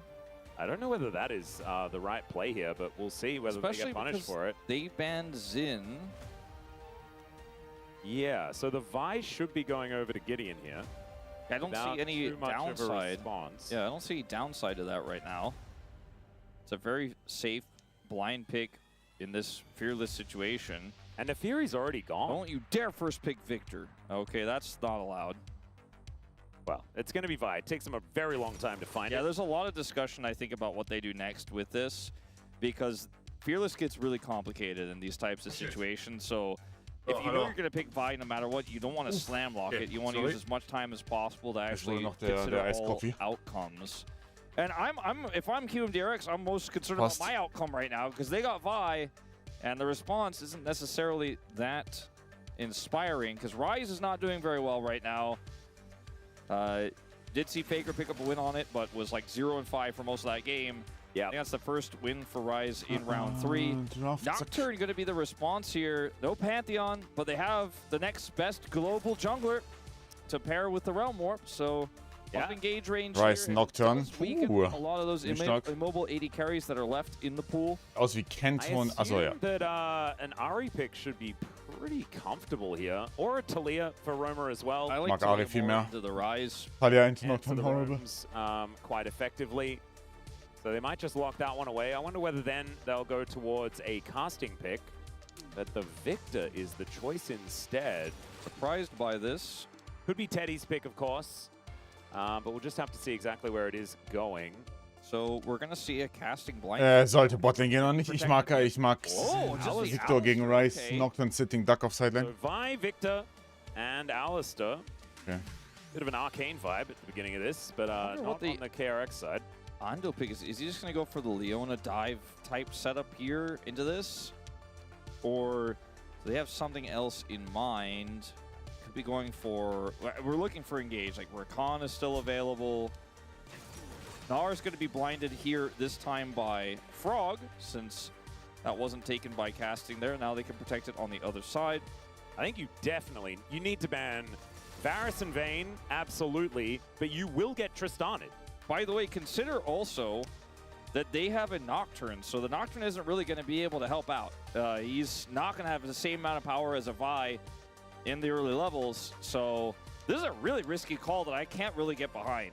Yeah, I would agree with you. On the other side, casting could have blinded the Gnar and I would have felt good about it, but this way, when the Vi's on the other side, just feels like you're asking for trouble. It's a scary prospect. The Olaf going to be taken away instead of the Varus. I'm not worried about that one as much as they are the Viking. And so Tristana's one offen. man to come through here. Because of Tristana? See what they do want to take away, whether they target aiming here a little bit, whether it is going to be something else. Might be more supports. Because they have the Alistair, I think they can fairly comfortably go for that Varus you were talking about. Hanjin Bree on that Rakan I mentioned is going to be taken away, which leaves us really with Warum Vayne-Ban ist ein gutes Matchup. Also nee, Vayne und Olaf sind die most common Matchups in Tunar. Jetzt noch Tristana offen. Okay, Varus ist auch noch offen, aber ich glaube Tristana, wenn Casting die spielen sollte, ist jetzt die nächste Antwort. We haven't really talked about, but is a form of engage. Yeah, Ninja delivery as well with the Paranoia. I like that one a lot. There's the Talia we were talking about. So the bot lane Victor is almost confirmed. A lot of damage here. Just give me Talia Tristana, and I'm very happy with what the bros have put together. I am too, because I think Tristana is pretty safe here into this draft. Yep. It's low range at the moment, even though it has a long engage range with the Nocturne. And if they realm warp in, you can Mag Ari mehr. Naja. Ist Tristana top, dann ist die Met, dann ist die kommt nicht leicht zu spielen für die Bros. It's up to casting and his confidence. His face doesn't fill me with confidence at the moment about the discussion, but see what he decides to do. Hopefully he's been putting in some time on. I mean, you've got to be. It's such an important counter pick to have in your wheelhouse right now. Also, she's been around for like 15 years. Yeah. So there's no real excuse. Ooh, this isn't it. That's not what I'd choose myself, but that is going to be the Renekton lock-in. I mean, it's one of his best picks, so Comfort, I guess, wins out. I'm not sure. Has been doing better in the matchup as well. I am very happy with this when I see that Renekton, because otherwise you were so worried about, like, Wheeler's like, I can't help you out, by the way, so don't mess it up. As aiming, we'll just do the aiming thing and pull out the Sivir, even into the Alistair. Just going to look for scaling. Sivir Rise. Also, So much wave clear, so much power. They have erneut 2 Drafts, bei denen ich mit beiden nicht so super happy bin. Aber irgendwie gefällt mir der Bro-Draft gar nicht. Super Melee, also Lower Range Comp gegen Sivir. Plus Double Losing Sidelane später mit Nocturne im Gegner-Team. Ich mag den KRX Draft, glaube ich, mehr. I have to give a big edge to QM. I think that the miss of putting the Renekton topside here into the Gnar. Ja, ich glaube, Tristana hätte den Draft irgendwie gerettet, aber ja. Especially after how Bro played game 2. Schwierig. Hanjin are going to be able to slam dunk this one. The coordination wasn't good enough for me. Well, they're going to need a lot of coordination if they're going to win this one, because there is so much chain CC out of the Bros. They could theoretically, you know, just lock down a single target and absolutely obliterate them at a moment's notice. The question is whether they can do that, because if they fail, then aiming kills everyone, right? Ricochets go all over the team. They don't have. Also sie machen ja auch nicht riesen Range, ja genau, aber brauchen sie auch nicht, right? Wenn sie ja Front-to-Back gewinnen. Du brauchst ja Range nur, wenn du Front-to-Back nicht gewinnst. They are just going to be going to kill whoever they want, whenever they want. And if this Rise gets the 3 items, you can kiss your chances of winning this 3rd game goodbye. Well, they'll have to make sure that it happens, as the Bros are tenacious. And see whether they can actually turn this composition into a win as we get onto the Rift for game number 3.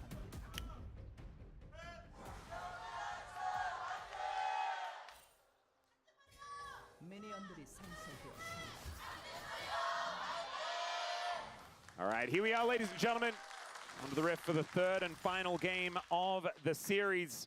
Our last game of the night. As the Bros already set up here. There was a little question mark as to whether it was going to be Teddy or Roma playing the Taliyah or the Victor. This is what we assumed would be the choice. 4 gegen 4, also wow, Andy, du bist am Inten. Not sure about it, as we do have Casting moving over, but they do get the Machen wir hier. the brush. I want to remind these two teams, Casting didn't pick Tristana, so we don't have to do all of this, but we are doing it. Was machen wir denn hier? It is not really working for QMDRX right now. There's another Pulverize, as Gideon is going to be able to take down Kein Level 2 für Gideon Igitt. Raptors, Oder? Doch, die Kleine reicht KRX vielleicht? just going to donate their health bars as they watch the first camp get taken. Ne, reicht nicht, Igitt. Not a fun 100 time E-Start. for Teddy in this lane, which I think is part of why Bro were trying to make something happen with Alistar at level 1 on the top side of the map. They did get a lot of work done, and in part because of Namgung himself, but he misses this pull. Yeah, it's a great sidestep there from Andal, actually, as Namgung just going to get chased down here momentarily. With Shadow Dash first, you don't have the damage from the Shen. But Namgung is going to be okay for the moment. Aiming, not so much, as Teddy just trading a little bit Ja, here towards his Objective von KRX sollte auf jeden Fall sein, erste Rise plus Nocturne Ulti Toplane zu verschweren, also 4-Mann Toplane mit Shen und dann Gangbang auf Casting. You were talking about this. He's good at this one of his favorite champs. Yeah. And definitely trading well so far. We have seen in the early levels Renekton's do quite well into the Gnar matchup. But it's Wer auch immer zuerst stirbt auf Toplane, things can get a little bit more wird das Game wahrscheinlich verlieren. All right, the Bro's going for a freeze here towards his bottom side. Is aiming, may not actually be able to go for a back. I don't know how he got so low at level 1. He might have taken a turret shot somehow. We kind of came in a little bit late. I don't think that's the case, but it's pretty hard for Victor I think to Teddy be just hit him with a whole bunch of Qs. That's got to, I mean, that's the only explanation if he didn't get hit by a turret shot at level 1, because Sivir has auto attacks, and Victor technically does, but they don't hurt. Yeah, there's a nice double pull there from Namgung. As Teddy once again going to be Wave is fine. Sollten basen jetzt. Ja. Death Ray is not going to hit the mark, but that is okay. Just going to convince them to leave. This is going to be a back here from aiming. Doesn't feel great. Well, Ne, ist fein, er holt sich Kall, oder? Head back to lane as soon as possible, grabs a call. Not going to ghost back to lane, but won't get as fast as he can. Yeah, Teddy has teleport actually. Fair, He goes can go for a cheetah recall pretty comfortably as they make sure that this wave does crash, not wanting Andal to catch it. As Pulverize, I mean, he has to get out of here. That's a lot of damage. So, yes, the minions are going to largely fall over, but aiming does at least get here, take away a few of them. They could stop a back here. I don't even think it would necessarily be advantageous as the support has to leave. Andal has to go back, so. Ooh, Namgung's first Alistar game. Kind of interesting. Yeah, we don't see that much Alistar this year. It's been more recent after, obviously, Bro were, unfortunately for them, eliminated in Road to MSI. It's been a really long time since they played. Alistar's been coming up a little bit more these days, as it is an engaged support technically, just not really the flavor of Namgung because he likes to do the ones that do damage. I think you put it best earlier.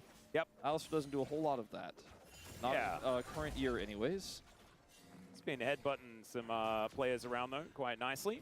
As Gravity Well does come on through here. Ravenous Hunter is going to, wait, is it Ruthless Predator? Yeah. That's the W. It's a really silly name that I probably shouldn't say, but anyway, he is going to be able to stun Frog after the hop. Wait, it's not Ruthless? Ruthless? Ruthless? It's not Ruthless? I don't think so. Oh, okay. It's Elemente. the whole time, like Babe Ruth. Got yeah, it. yeah, yeah. Botside interessiert uns nicht. Ruthless Predator. Topside wird das Game entschieden hier. So, he was really upset about it and went for the stun. Topside sollte das Game entschieden werden. Also gut, soweit, mir geht's blendend. Ja. Bin seit halb 7 wach. Mir geht's super. Hold this wave. Hoffe doch selbst auch. This is just really annoying. Yeah, it is. And Victor could do this so well. He's very safe. Gets a shield from his Q. Is just chilling, man. He can get the extra auto in to secure minions. And the gravity field can be really annoying for Shen as well. So whenever you're shadow dashing forward, Teddy's able to just press that button. Sehen Nocturne das Schild auch bis 5:30. Sehen wir hier. Läuft einmal durch Botline, läuft dann jetzt zu seinen Kruggies. Ja, easy. Haben wir das schon vorhin gesehen, reicht doch. Victor can't go to, okay, Yuka may be in serious trouble. Yeah, this is not where he wants to be. Seismic shot needs to be flashed. Das war dumm von Yuka, mies dumm. But uses every summoner spell available. Mies, dumm. Well, I was going to say that, like, normally the Victor doesn't get to actually trade aggressively with most AD carries because it just doesn't have the same damage throughput, especially with an Alistar in the lane. But because of how the level 1 went and the tempo they've had ever since, if you look at the inventories here, you know, we have a slingshot now for aiming, which isn't really good news, but it's been 2 amp totems compared to a call. So Teddy actually has that AP to even hit with his Qs a little bit harder in those little bursty trades. Das ist richtig gut von Andy gemacht. Oh, okay, ich dachte, sie kommen mit Namgun. Perfect positioning here as Namgun comes in, spots out Willa. Rise Ulti ab. And Gideon wanting to hit that level 6. Ich dachte, auf Top wird das Game entschieden. Anscheinend nicht. Willa does have control of the crab. Wow, Level 6, die können committen, by the way. Knockdown 6 jetzt. Ja, Instant Licht aus und drauf auf Kollegen Gideon. Ja. Ergibt keinen Sinn, was Bros da machen. Ergibt keinen Sinn, was sie da machen. Ohne Witz, großer Schwachsinn schon wieder. Großer Schwachsinn. Do you know what the passive of Nocturne is called when he does a little spin? Umbral Blade. Umbral Blade, thank you. I know you're the only person in the world know. The Umbral Blade value in that skirmish was pretty high, actually. Yeah. You know, normally it's just kind of a little wave clear thing, but that was actually some AoE damage. Teddy's going to have to flash. This is kind of normally how the Sivir versus Victor goes, where the Victor presses his So, jetzt haben sie immer noch Rise Ulti für Toplane. So this time Teddy has to flash, but this is the timing which level 6 is hit for the Nocturne, and they don't have enough damage. Und dass sie dann auch für den Fight committen, ist halt Quatsch, wenn sie genau wissen, dass er Level 6 kommt von Nocturne. Ganz großer Schwachsinn. Look at that. Big damage from the cleave here from Willer in this extended fight. Roamer is just forced away. Namgung is too low. Teddy forced to flash in the aftermath as well. Oh, good sidestep there from Casting. Und dieser Bro-Draft rennt ganz schnell mal out of damage, ne? Mal ganz schnell. Wenn es nicht läuft im Midgame. Oder ins Midgame rein. But Casting just having to navigate this difficult stage of the matchup now. Namgung moving towards this mid lane, but isn't going to be able to find an angle. The good news, at least now Gideon does have level 6. Good news for Breon is that was a Shen kill. As Rebel coming in, Teddy is pretty far forward. Yeah, Arcane. Okay, für Yukal würde ich halt so acceleraten. He's going to have to try and kill aiming because he is definitely going to die to Yukal. And now just going to deal with the wave where he. Guck mal, das stört mich schon wieder, das Aiming hier, das Aiming jetzt hier nicht oder ist es eigentlich Aiming Base ist doch besser gewesen, oder nicht? Aiming Base, Rise, Push Bot den. I guess Grub ist eh weg, wenn das nicht so sehr. Dafür Drake. The happiest person, though, yeah, is Gideon, because he's getting his grubs. He has been out-camped a little bit in this game, and we'll at least be able to get these back. A lot of money lost in the mid lane here for QMDRX because of that play bottom side, but again, I think worth it. I think because of the wave and the consequence of a roam like that from UCal, Teddy just didn't see it coming. The team weren't able to communicate that was a possibility. Ich glaube, der Frog spielt mit Absicht also spielt bei jedem Skin den grünen Chroma. He is gonna die. Das wäre on brand. It's always a surprise when the mid laner just goofy as fuck. drops a wave, right? There was certainly the cross map available there for the bros, so Teddy just caught off guard. Ja, itemtechnisch. Ein Lost Chapter gegen BF Sword. Aua. Plus halbes Level ahead. Mehr sogar. Aiming. Deutlich mehr sogar. This is a scary moment. Yukal moving down once again. No Realm Warp this time. Might be able to just run his way down. As the bros. Yeah, Roamer has Weaver's Wall, right? I mean, he could try to follow some of these plays. Last time, obviously, would have been futile, but this is part of why I think they're not. Angled top side is Roamer. As he did cheat up there, but does just move back to catch the wave. The bros, I think they know that this is a dangerous time. It's still level 1 Weaver's Wall. It still doesn't go that far, and the Nara is sitting close to turret, so it would have been tough for Roamer there. You know, it's Casting starting to lose a little bit of control over this lane. Was doing a lot in the early levels, of course, but Frog is starting to bounce back, or like leap back a little bit. A little hopping happening. X-Blade is done for Willa already. Yeah, he got that early assist. Obviously, that's a lot of extra farm he's picked up too in this game, and his cooldown is going to start getting reduced if he can get a few more takedowns, start stacking that ultimate hunter. Yeah, pings here onto Teddy on the top side of the map. I have a feeling that QMDRX actually spotted him. Yukal coming up for the defense as well, and this is a mega, so it's going to take a little while here. And Willer has ult, so this could backfire in a huge way for Bro, especially with no wave. They're just going to have to walk away. A lot of time wasted. Yeah, Teddy actually snagged by the Q here. So Frog, good heads-up play, but great ward in that brush to make sure that he spotted it out. And so now KRX, with so much tempo here in this game, being able to take a couple of plates here towards this bottom side, extend that gold advantage. Like, look at how many more creeps he was able to take. Like, it is absolutely absurd. He has 1,000 gold, the advantage now over Teddy. And in mid, they just let Andel push the wave, so a few minions were lost there as well for Roamer. Nothing crazy, but they have die wir eigentlich auch mit haben. 2.5 minutes until Als the second. KRX. And this Sivir is a bit of a Sobald wie problem möglich. Oder du with pushst halt Mitte und early gehst dann in für einen this game. Silent Roam. And Geht that auch. call hasn't even cashed in yet. We're 16 minions away from it, and that lead will even get bigger. As you can see, casting is even not going to enjoy it with the steel caps on. Yeah, this is a very scary time of the game for the Bros. 2.2k the advantage, actually. And that lane swap. Gerade wer heute bestanden hat. Ey, Glückwunsch. As casting Glückwünsche. will be able to at least clear out what was left of that previous wave. And another one is now Congo. Aber Mate, du meinst doch gestern, dass du geknallt wirst, oder nicht? Slinking back off into the fog of war. Willis stealing away Oh, Glückwunsch. very comfortably. Look at this. Gideon and Roma, both of them just going back to base, realizing that they just cannot do anything about this. No camps left on Bro's side. And so this, what is it, almost 4-camp lead that Willa has, soon to be 5. He's just out farming. Teddy is getting out farmed. Ja, aber ich hatte Glück, also. And right now, Chillig. there's just no agency for Hanjin Brion. This Victor Ja, mir schickt sie really wieder auf gonna Mitte, das wär's take a besser. long time before he's going to be able to put out the damage numbers they want. And this Oder? Talia has 0 that they have been able to do Sie will together. mit der Rice No Botline, setups, super. Nothing. We haven't even seen a cease and Es ist desist so over für die from Bros. Gideon. We just saw one dieses Game. flash forced by a shove from Roamer, and otherwise the two of them have been practically invisible outside of obviously the first death for Gideon. Yeah, so at least Roma does get himself to a slight gold advantage. GG, danke für die 5. Alle. Yukal has been dropping waves to make sure that aiming Sind gets as akzeptiert. possible, casting in a shove this way towards it. Alle.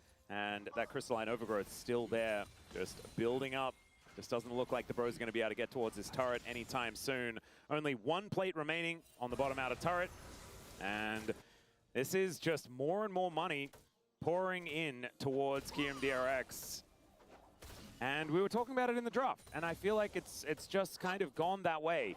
And it makes me sad. Hat kein Pressure Point in den Drafts, ne? Also die hätten Tristan Toppling gebraucht, 100%. Ought to be actually significantly further away than you'd normally be at 13 minutes here because of all the time he spent topside. He just isn't getting that extra gold on minion, whereas aiming's had it for so long. That's a huge part of his lead, plus the plates. He's just huge. Hat Red schon mal mehr als ein zusätzlichen Glück ein einziges Mal bisher, ja. Gonna be able to go back to base. Aber wer weiß, wenn du jetzt dein Glück probierst, ich glaube, du schaffst es. And teleports to the mid lane. Du bekommst es als zweite Person hin. To head towards the bottom side, complete that quest. Is just fully under control of QMDRX as well. They're looking to take it. Double Dragon. Glücksspiel ist nichts für mich. Anywhere, nothing. Na gut, es ist ja garantierte 6. Control or power anywhere for Hanjin Brion with this draft. Und alles darüber hinaus ist ja ein Bonus. Cannot use their Vitalia. And they don't have any control. And this Renekton pick, I don't know if it were Tristana would have necessarily solved the game, but maybe they would have had a pressure point there, but they don't have that either. Yeah, maybe then they'd have like a pseudo bot lane that they could use. Leave Teddy on the bottom lane and then have that Tristana to try and add that bit of extra consistent damage. But it's mainly for team fights later on that we'd be talking about. Maybe Frog would be having a worse time in that matchup, because this feels a little bit more like a concede type scenario with the Renekton. Even though right now he's doing absolutely fine. The Tristana... Ich frage mich wirklich, wie viele Lurker hier so sind. Ich finde es so geil. Massively ahead of the clock. You mentioned Yukal dropped some waves for him to pick up as well, but Es müssen so arsch viele sein, weil ihr seid ja auch so dumm. Ich gehe manchmal 30 Minuten AFK und ihr bleibt ja einfach immer noch da. Also das ist ja, das muss man sich mal vorstellen. So quickly. You can see just how quickly he cuts through those waves with his ricochet. And he's taken a bunch of tower plates as well. Like so much of this is Einmal Anwesenheitscheck, ein einziges Mal. Kurz aus dem Lurk melden, wenn ihr gerade am Arbeiten, 15 Uhr auf dem Freitag. Ja, gerade arbeiten, ne? Einmal kurz melden, dann wieder zurück in Lurk. Abfahrt. Homeoffice zu Birne, selber Birne. Was willst du? 5 Gegiftete? Ja. Alright. Ja. So there is that. Jo, hallo, okay, einige, okay, alle am ACB, alrighty. Okay, viel Spaß im Lurk weiterhin. When will Teddy complete Passt. this quest? That's my question. Yeah, it's Ich höre gerade nur nebenbei zu beim Sauermachen, das ist auch respektlos. Bei mir im Gym, by the way, die müssen mal Staubsaugen. Das ist richtig disgusting. Was da an Staub teilweise liegt bei den Kurzhanteln, ey, das ist so... Also, es ist wirklich... Asmo, danke für die 5. Alle. Das ist ohne Spaß. Was da an Staub teilweise bei diesen Kurzhanteln ist, ist richtig ekelhaft. Ja, hast du deine 5? So, mitgenommen. Gültig. Können dann gleich bei mir weitermachen, ja. Aber die Sache ist, da arbeitet auch keiner. Ich weiß nicht, warum das Gym bei mir nicht 24/7 offen ist. Weil da ist nie jemand da. Die können es einfach offen lassen. Ja, die Stromrechnung. Das zeigt, wie oft du da bist. Nein. Das zeigt, dass nicht viele die 48er Kurzhandel nehmen. Tatsächlich eher. The end of the world, but it's pretty close. It's not good. Matchbot ist ein bisschen baiten? Nö, überhaupt nicht. Problem ist so, die haben halt nichts zum Pressure in diesem Draft, weißt du? Matchbot ist überhaupt nicht Bait. Also die haben keinen Pressure Toplane, weil sie statt Tristana Renekton gepickt haben. Sie haben halt einen langsamen Early Game Jungler. Sie haben einen Midlane Matcher, was gerade so mal even ist, würde ich behaupten. Ja. Und dann haben sie einen dummen ersten Drake contestet. Ich verbinde mich zum Gespräch. Viel Glück. Hoffentlich gelingt. Gutes Gelingen. So, und was machst du dann, weißt du? Jetzt hier verlierst du den... Also jetzt ultist du halt, du ultist für den Shen so. Weißt du? Was war's mit den 48ern? Incline Bench. War letzter Satz. There is still a minute and a half left until this Dragon, but they are in such a good position here in this game. They really, really are. 2 kills here to Yukal on this rise. His lead is starting to form as well. And now we're looking for a bit of a response scuttle take here from Preon. There you go. As Frog is taking another plate here on the bottom side. No turret yet for QMDRX. We're 2.5k ahead. But with all the damage they've done, they're about to get likely 3 turrets worth of local gold to add to that. As aiming is about to be... I mean, he and Yukal are like, it's Mage Ricochet, and it's normal Ricochet. It's time to just rip through all the health bars of this low-range composition that doesn't have an 80 carry. I think this draft for Bro, I mean, I said it at the outset, I think it is very, very tough to find success with something like this, but they've already fallen so far behind so early that... I mean, it does just require so much coordination and control, right? Everyone has to be sort of standing in place, getting pulverized, getting shoved back, and it has to be one of aiming or Yukal that dies very early in these fights. As this even the Rift Herald goes down in the middle of this fight, which I mean, you mentioned crazy. it, the fact that the ult is used on the Shen as almost an escape for Was wünschst du dir zum Geburtstag? Ist ja bald. Nix eigentlich. Ehrliche Antwort, Geld. Aber ich brauche nichts. Also so materiell brauche ich nichts. And Teddy built a Rod of Ages second. That's Ich wünsche mir einen unterhaltsamen Streamtag, aber ich habe die Games an dem Tag gesehen und das wird, glaube ich, also, wird nicht gut enden. He realizes there's a level behind, so he needs to catch up. There you go. That'll do it. I don't really think it's a very strong choice right now, but... Well, I also think that the Bros are just in a little bit of a rough state right now. Mal angenommen, Kenan Fußballgott schraubt sich hoch und kämpft zum 3-1 Auswärtssieg zu Stuttgart 1, sind wir dann Freunde, wenn Stuttgart gegen Schalke verliert, haben wir ein anderes Problem. Ich wünsche mir BLG Worlds, wenn ja, das stimmt. Das wünsche ich mir. Das wird, ohne, ihr versteht nicht, wie glücklich ich wäre. Machst du ganz Tag an deinem Birthday, gehst du abends weg, an den Tag. Das LEC-Abend und LCS. Paranoia in hand. As Gideon is now moving down, cease and desist is there. There's a seismic shove. The combo that they're looking for is casting, standing on the blast cone, looking for a flank angle. It's kind of what he has to do. He was great at it in game number 1. Where is that bro? You know, that bro that was so coordinated, knew exactly what they needed to do. This draft is really from behind though. Hosi, irgendwie ein bisschen weird, oder? Andi, kein Flash. You've got Weaver's Wall, but if you go in with these carries already as large as they are, whoever goes in just goes straight into a meat grinder and dies. You know, there's so much setup here for aiming and Yukal to say thank you very much for coming into melee range. Boah, wir hatten die Game einfach. Frog hat kein TP. Spell shield available for aiming. He's on 2 items, and they're gonna try to get this dragon. They will be successful. So weird. Aber Position war auch nicht geil. Not gonna see a commitment here from QNDRX. Problem ist nur, sie kriegen auch nichts als Antwort darauf. Yeah, at least that mid lane outer turret is still up and available, so they take away the dragon, and they do manage to at least keep their outer turret alive as well. So that's something, but the gold lead has not changed, right? KRX is still in a great spot. Is Andal just going to try and get pushed away here by Rod of Ages, by the way. Rod of Ages gerade gefinisht. Der hat 2 Stacks, der Victor. 2 Rod of Ages Stacks, Minute 20. And they are under no threat, right? As Also bei einmal einen Schritt haben. There's a pulverize onto aiming as he's thrown out of the way. Does have on the hunt though. So Die Carries müssen sofort eingesperrt werden. Ja, die Carries sind so gut. Dann pick ich den Spiel Rod of Ages Stack mit Victor. Nocturne on this one. Yeah, they'll get the ghost out of aiming as well, so I guess there's that at the same time. And the turret stays alive. If that turret goes down, this Nocturne gets even more powerful, even more scary for these immobile carries on the side of Bro. As Teddy, I don't know if he's going to be carrying anything with this build, but that's the thing about this draft too, is not only do aiming and UCal do a lot of damage earlier than they're supposed to, I think, in this game, as the Arcangel's almost done. UCal ist so strong like on 3 items. Finde ich ja besser als Protobell zumindest. Set up with aiming's damage layered with his. They also can't punish the Nocturne when he goes in because they're not doing that much damage themselves. It's double burn here for Roamer. What are you burning? You know? I mean, you know, Mega Na has a lot of health. Okay, fair. Yeah, I guess it makes sense. Yeah, sure. I'll let it go. There's something. But that's we're clutching at straws here just a little bit. Aiming is going to demonstrate a little bit of that as the Blackfire Torch so wenig Damage. Does burn him a little. Die haben so wenig Damage, auch mit Double Burn Bild. Just waiting around, making sure that they get control of this river.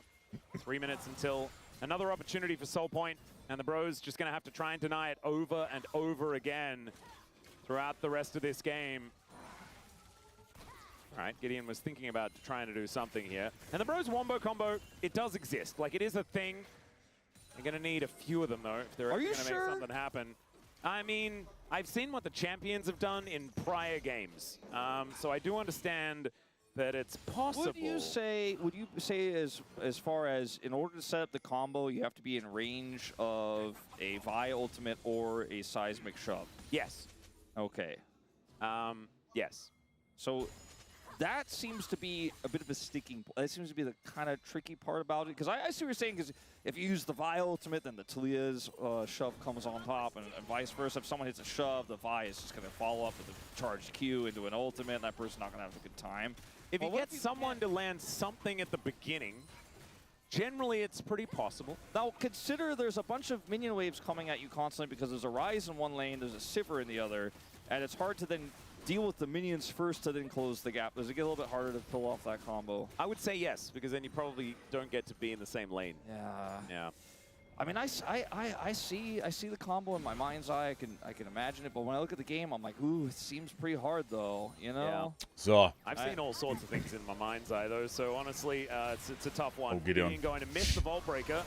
And there's on the hunt. Paranoia comes down again. 4 Damage auf Andy. In trouble, aiming forced to flash away as the exhaust comes through. Another altered Shen is going to be Andal on the floor. Gideon gets out of the way of the Duskbringer as Willa getting pushed away from the fight. So 1-0 so far for the Bros. They got the flash. You could say that it's positive. Yeah, they got the flash of the both of the bottom duo as well. Ja. For aiming anymore, no flash for Also die Sache ist, ich vermute mal, da wird das LDA fertig sein für den Drake-Fight, right? Das heißt, er sollte immer noch gewonnen sein, aber KRX macht sich ja, also, spielt nicht sehr gut. I thought in this moment I was going to look silly because you know, KRX walked into combo range, but they didn't actually do the combo itself. It was just a really late ult here from Vi. Oh, Roamer is dead. Andal is going to get cut up by the Colombic, but that is not an even trade. For support. Wie ist Talia gestorben? Yeah, okay. Yeah. They're getting some stuff though. You know, they're getting these. Aber da haben wir es bei UCal. Buying some time. Ja, also da sind eine Menge Flashes dann bei KRX. Death cap for Teddy. Und I'm trying to work out like how Roamer died. Like, yeah, I'm still. It's like, I can't see Colonel Mustard with the pipe in the museum or something like that. He has no ghost, no flash. Is he? All right, here we are. We're gonna actually figure it out immediately. That's not the combo right there. He just got Shen. Deep. Sehr, sehr deep, ne? You know, he got taunted after UCal went on top of him there, and then casting shows up. So they also got the TP out of the Renekton. It's a multiple faceted win here for KRX is there, sieging up the mid lane. Yuka Level 16. With an R set. Oh, der Frosch. It's pretty big. Paranoia gets into the backline. Das Target einfach hinten, ja. Namgung did a decent job tanking them up, but he will still go. Die Sache ist auch, in diesem Front-to-Back-Comps ist Nocturne halt so strong mit den Lichtern aus. Rein koordinationstechnisch macht das so viel aus. The Arcane Storm is there. The Weaver's Wall just came up now. As the Realm Warp comes Andy. in, Wow. it's a Shen delivery. Aiming free-hitted, Aiming und Yuka beide am free-hit noch. There goes Willow. Ja. Casting will get cut up, and now it's Ted the aiming show, whose ricochets will tear them apart. And yeah, they may not have had the ultimates, but they did have a right click from a Sivir. Roamer was, I saw that Rumble, people was like, did they throw? Am I about to have the sickest shove of all time? And then only the Shen comes out. And then the taunt is good. So we're going to go all the way back to the initial part of this. Frog has his Gnar in a perfect spot here, gets behind Namgung, who's trying to set up the flank there, gets the triple at a crazy angle. Very impressive stuff here.